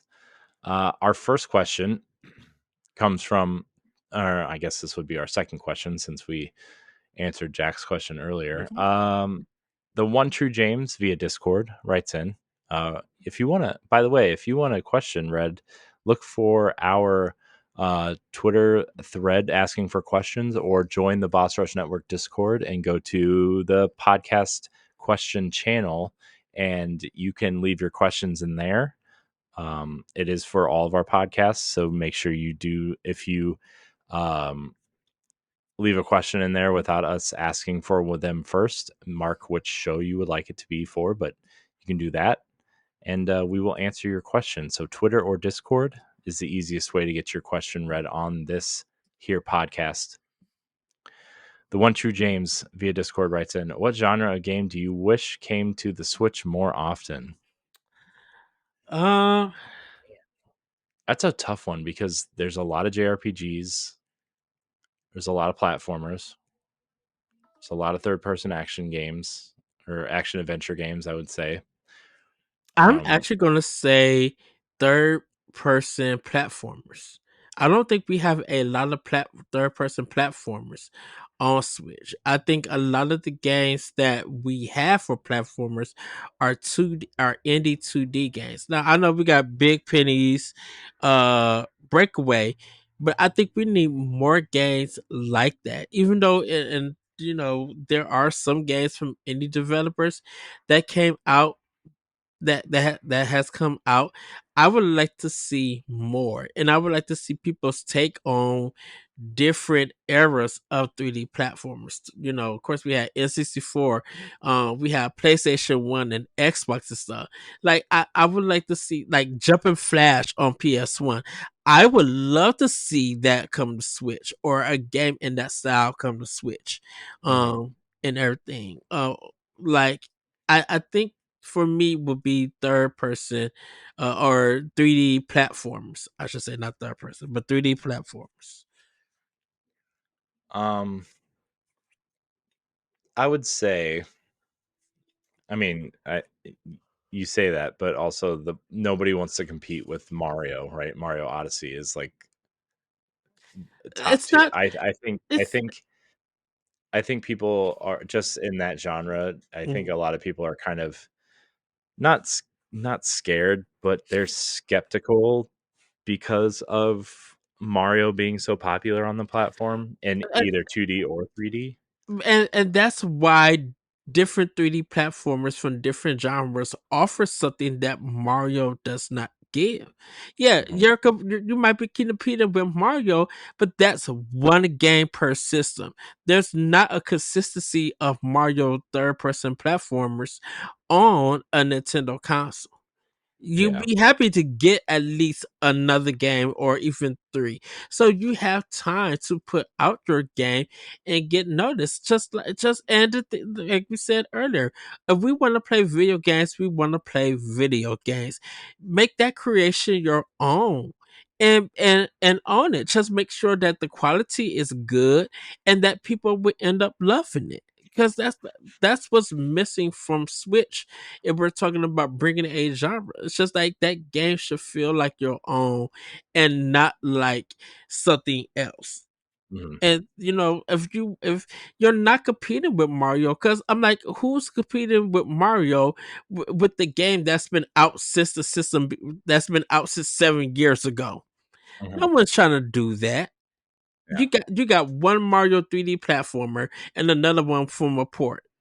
Yeah. You have time to make your own original third person platform come to the Switch or Yeah. Nintendo platform. I mean Nintendo platform. For me, I I don't there's two genres that come to mind. I don't think we have enough fighting games on the Switch.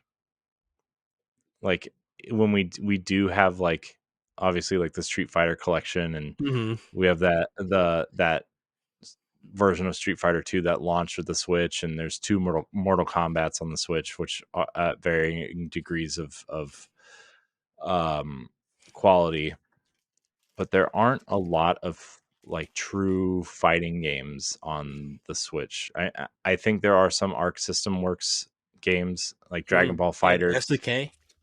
and SNK stuff, but I would like a to see like a new true fighter, uh maybe developed with the Switch in mind, even if it's not um exclusive, you know. Hmm. uh like the first game that for some reason that came to my mind would be like it would be really cool if Capcom made a Darkstalkers for Switch or something like that. Yeah.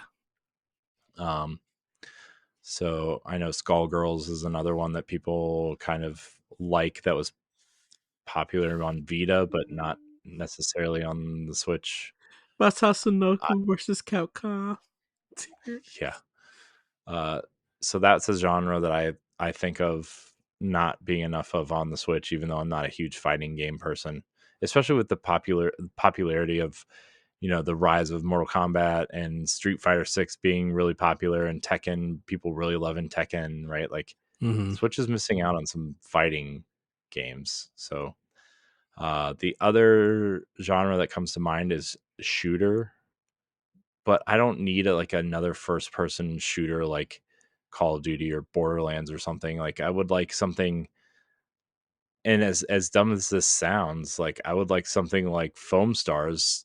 I think limiting that to PlayStation only has done that game a disservice. I think that game would have blown up on Switch due to the popularity of Splatoon, specifically. Um, and I'm not saying I want every game to be like Splatoon or Foam Stars, and I'm not necessarily even interested in Foam Stars either, but like new creative shooters that aren't necessarily about killing people, but having different cool objectives, and shooting is just part of the fun, and Yeah. uh, not necessarily bullets, but obviously ink and foam are definitely not those things. Or and if even if you go the other direction, something like Helldivers, and obviously that's a Sony published game, so that's not going anywhere other than PC and PlayStation. Um, unless Sony changes their mind at some point. But something competitive, or a PvE type squad based shooter that you can play with your friends that's fun and dumb, and I think you could totally do that on the Switch. Maybe not this current Switch, maybe the next one hopefully has better online connectivity and things like that. But having like this global objective style online squad based shooter would be really interesting to see on a Nintendo handheld. Mm-hmm. So, all right, Ed. Our next couple questions are from David Lasby. I've heard of that guy. Via Discord, he asks, if Switch 2 doesn't come out until 2025, will people feel disappointed? Nope.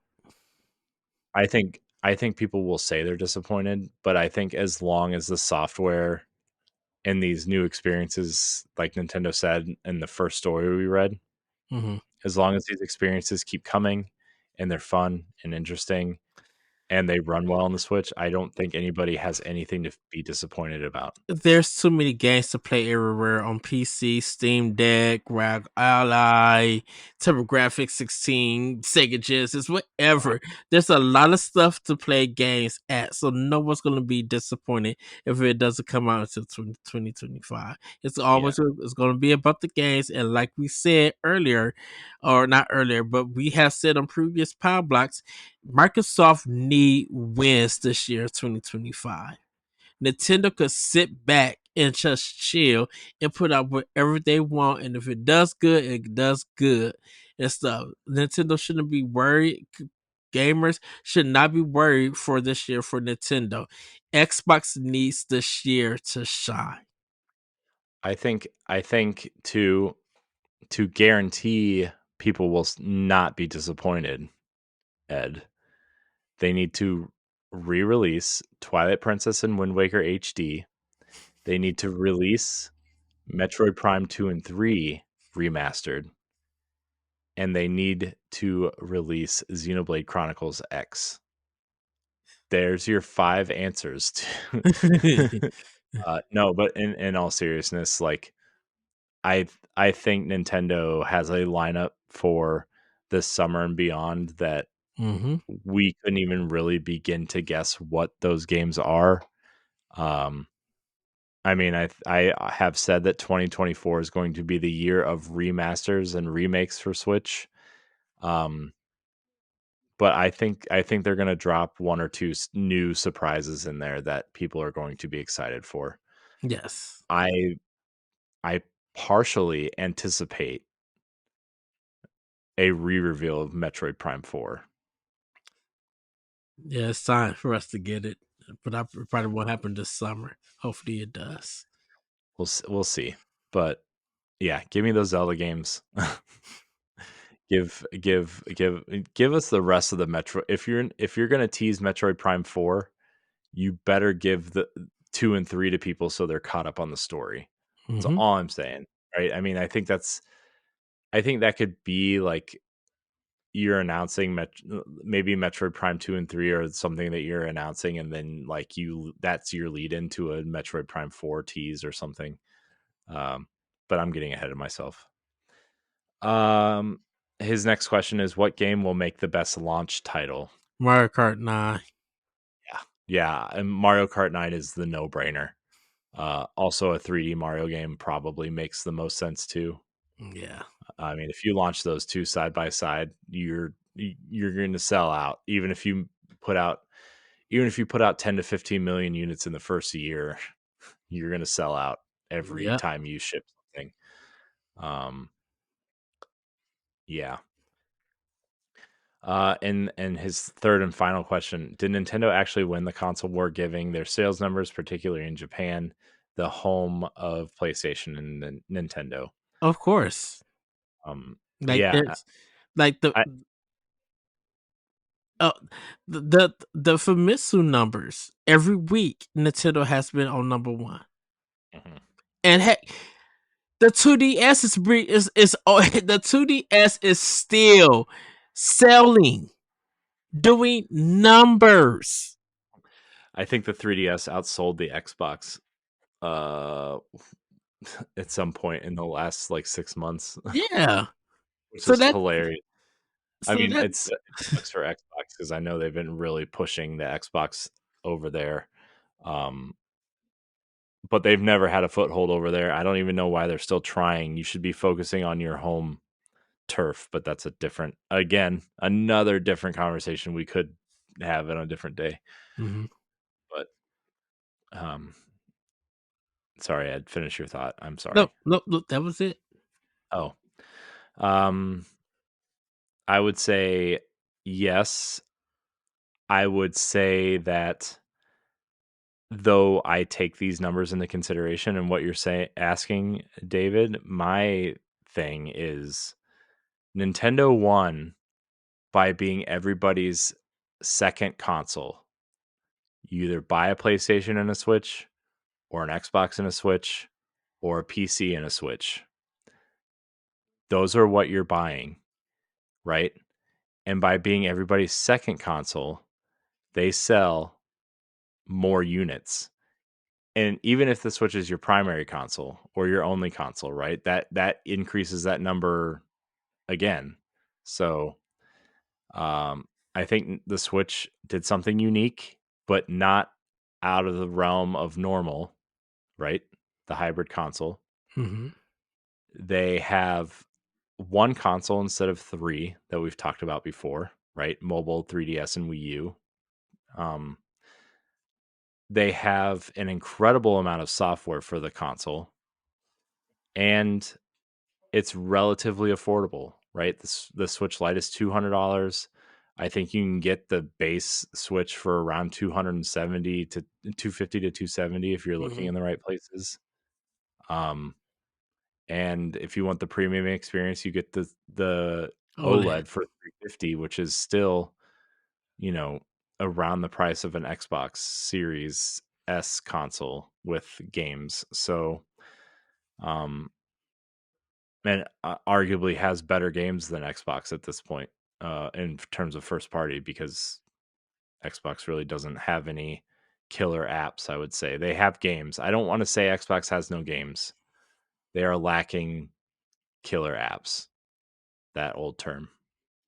So, but yes, Nintendo has definitively won the generation. And our last question, Mr. Mask Salesman via Discord writes in: are there any games that you want to see ported to the Switch, or that you think would work ported off of it onto other consoles or PC? Oh Titanfall 2. man, That literally is my only one. Titanfall 2, Takenosu versus Capcom, Marvel versus Capcom 2, Power Stones 1 and 2. Um what other Jet Set Radio from Dreamcast. Dang, there was a lot of Dreamcast ones. Elemental Gimmick Gear. That was on Dreamcast. Uh Retro Fighter, I would love to see on Switch. Mhm. Um, Yeah, I'm I'm in the camp of if you can afford it, or if you design it this way. hmm I'm still of the pets committee of port everything to Switch, even if it doesn't work. Uh, but in all seriousness, there would be a lot of games I would love to see on the platform that are on other platforms. I think, man, what are some that are? I think Psychonauts and Psychonauts 2 should definitely be on the Switch. I think that's a game that we've talked about earlier this episode. I hmm think actually, Hi-Fi Rush. I'm actually shocked they didn't announce that. Um, I think uh, I actually think I would have said Red Dead Redemption. I actually think that first game coming to Switch was a smart decision. Um, I know Rockstar Games at least between us, Ed, are kind of, we don't really care for Grand Theft Auto or Red Dead Mhm. in some cases. I like Red Dead 1 more than I like Grand Theft Auto, but it's still like, to me, wasn't an amazing game. I I would know. say Little Big Planet or Dreams. Oh, Or Concrete Genie coming to oh, Switch. Concrete Genie, man. That would be a perfect Switch game. Um, let's see. What I would like to see the rest of the Wii U uh library come over, honestly. Yeah, Um, if anything that I would have Nintendo do a game support to PC would probably be Fire Emblem Three Houses and Engage. Like I think that would definitely be the only one. I know some people would love Splatoon, but I'm like, if we're thinking about games that are big, like strategy games that are big on PC, those two would be two of the biggest ones on there. And I think that will just triple the numbers of sales for that game already. mhm. Like just look at what Fire Emblem Heroes did on mobile for DNA. Like that thing was making them money for years. So you don't think people would not pick up Fire Emblem Three Houses on on PC? Shoot, Yeah. you'll be crazy. Yeah. I mean, my thought would be a lot of Sega stuff that hasn't made it over. Like I think Yakuza, for it, even if it's not this console, the next one. Hmm. Oh my gosh, that scared me. Oh my gosh. My the kids' toy room is on the other side of this room I'm in, Uh and my daughter hung up a bunch of her artwork, and part of it just fell, and it's really quiet down here. oh So I wow. hear anything that like rustles or moves or anything, which isn't really anything. But man, I heard that. I jumped out of my skin just now. I wonder if there's a reaction on video. Um anyway, yeah, like Yakuza, I think I would love to see. I know whatever. I still think that series ends up making it to the next console. Um I know what they said, but I think they're missing out on a whole platform.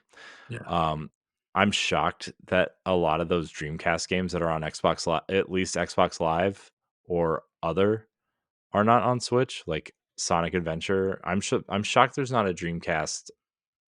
Um, Collection. yeah, yeah. Where is that? You know, like I cannot believe there's not a Dreamcast collection somewhere aside from like that weird 360 compilation of 3 games, right? I think it's like Right. Space Channel 5 and Sonic Adventure and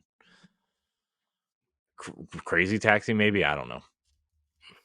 Um, we've been getting a lot of the Atlas stuff, right? I mean, I think we're missing stuff like Soul Hackers and uh, Yeah. whatever. But yeah, speaking of Atlas, I think the one game that I think should be played by more people is Tokyo Mirage Sessions. I think if that game came out now, right, and not a port that we got a couple years ago, but with the height, and Persona is at an all-time high. Shin Megami Tensei is at an all-time high in popularity. I think if that game came out now, people would be throwing themselves at it, because it's essentially Nintendo's Persona game, right? I mean, it's for people that don't know and who haven't heard Ed and I talk about this game obsessively over the last couple years. Um, it's a Shin Megami Tensei like game that's a crossover with Fire Emblem. So Yeah. all of your, personas are Fire Emblem characters, from, I think, Fates and before, I would say. So yeah, that would be my pick for other people to play on other platforms, Yeah. because I think it's just enough Nintendo adjacent that they could get away with it without hurting the platform or the brand of Fire Emblem. Because it doesn't say Fire Emblem, it says Sharp FE, or I know people online have been saying hashtag FE. It's Sharp FE, everybody. Come on. I know you youngsters out there don't know what Sharp is. Sharp is, but it angers me when people say hashtag FE. I get it, but also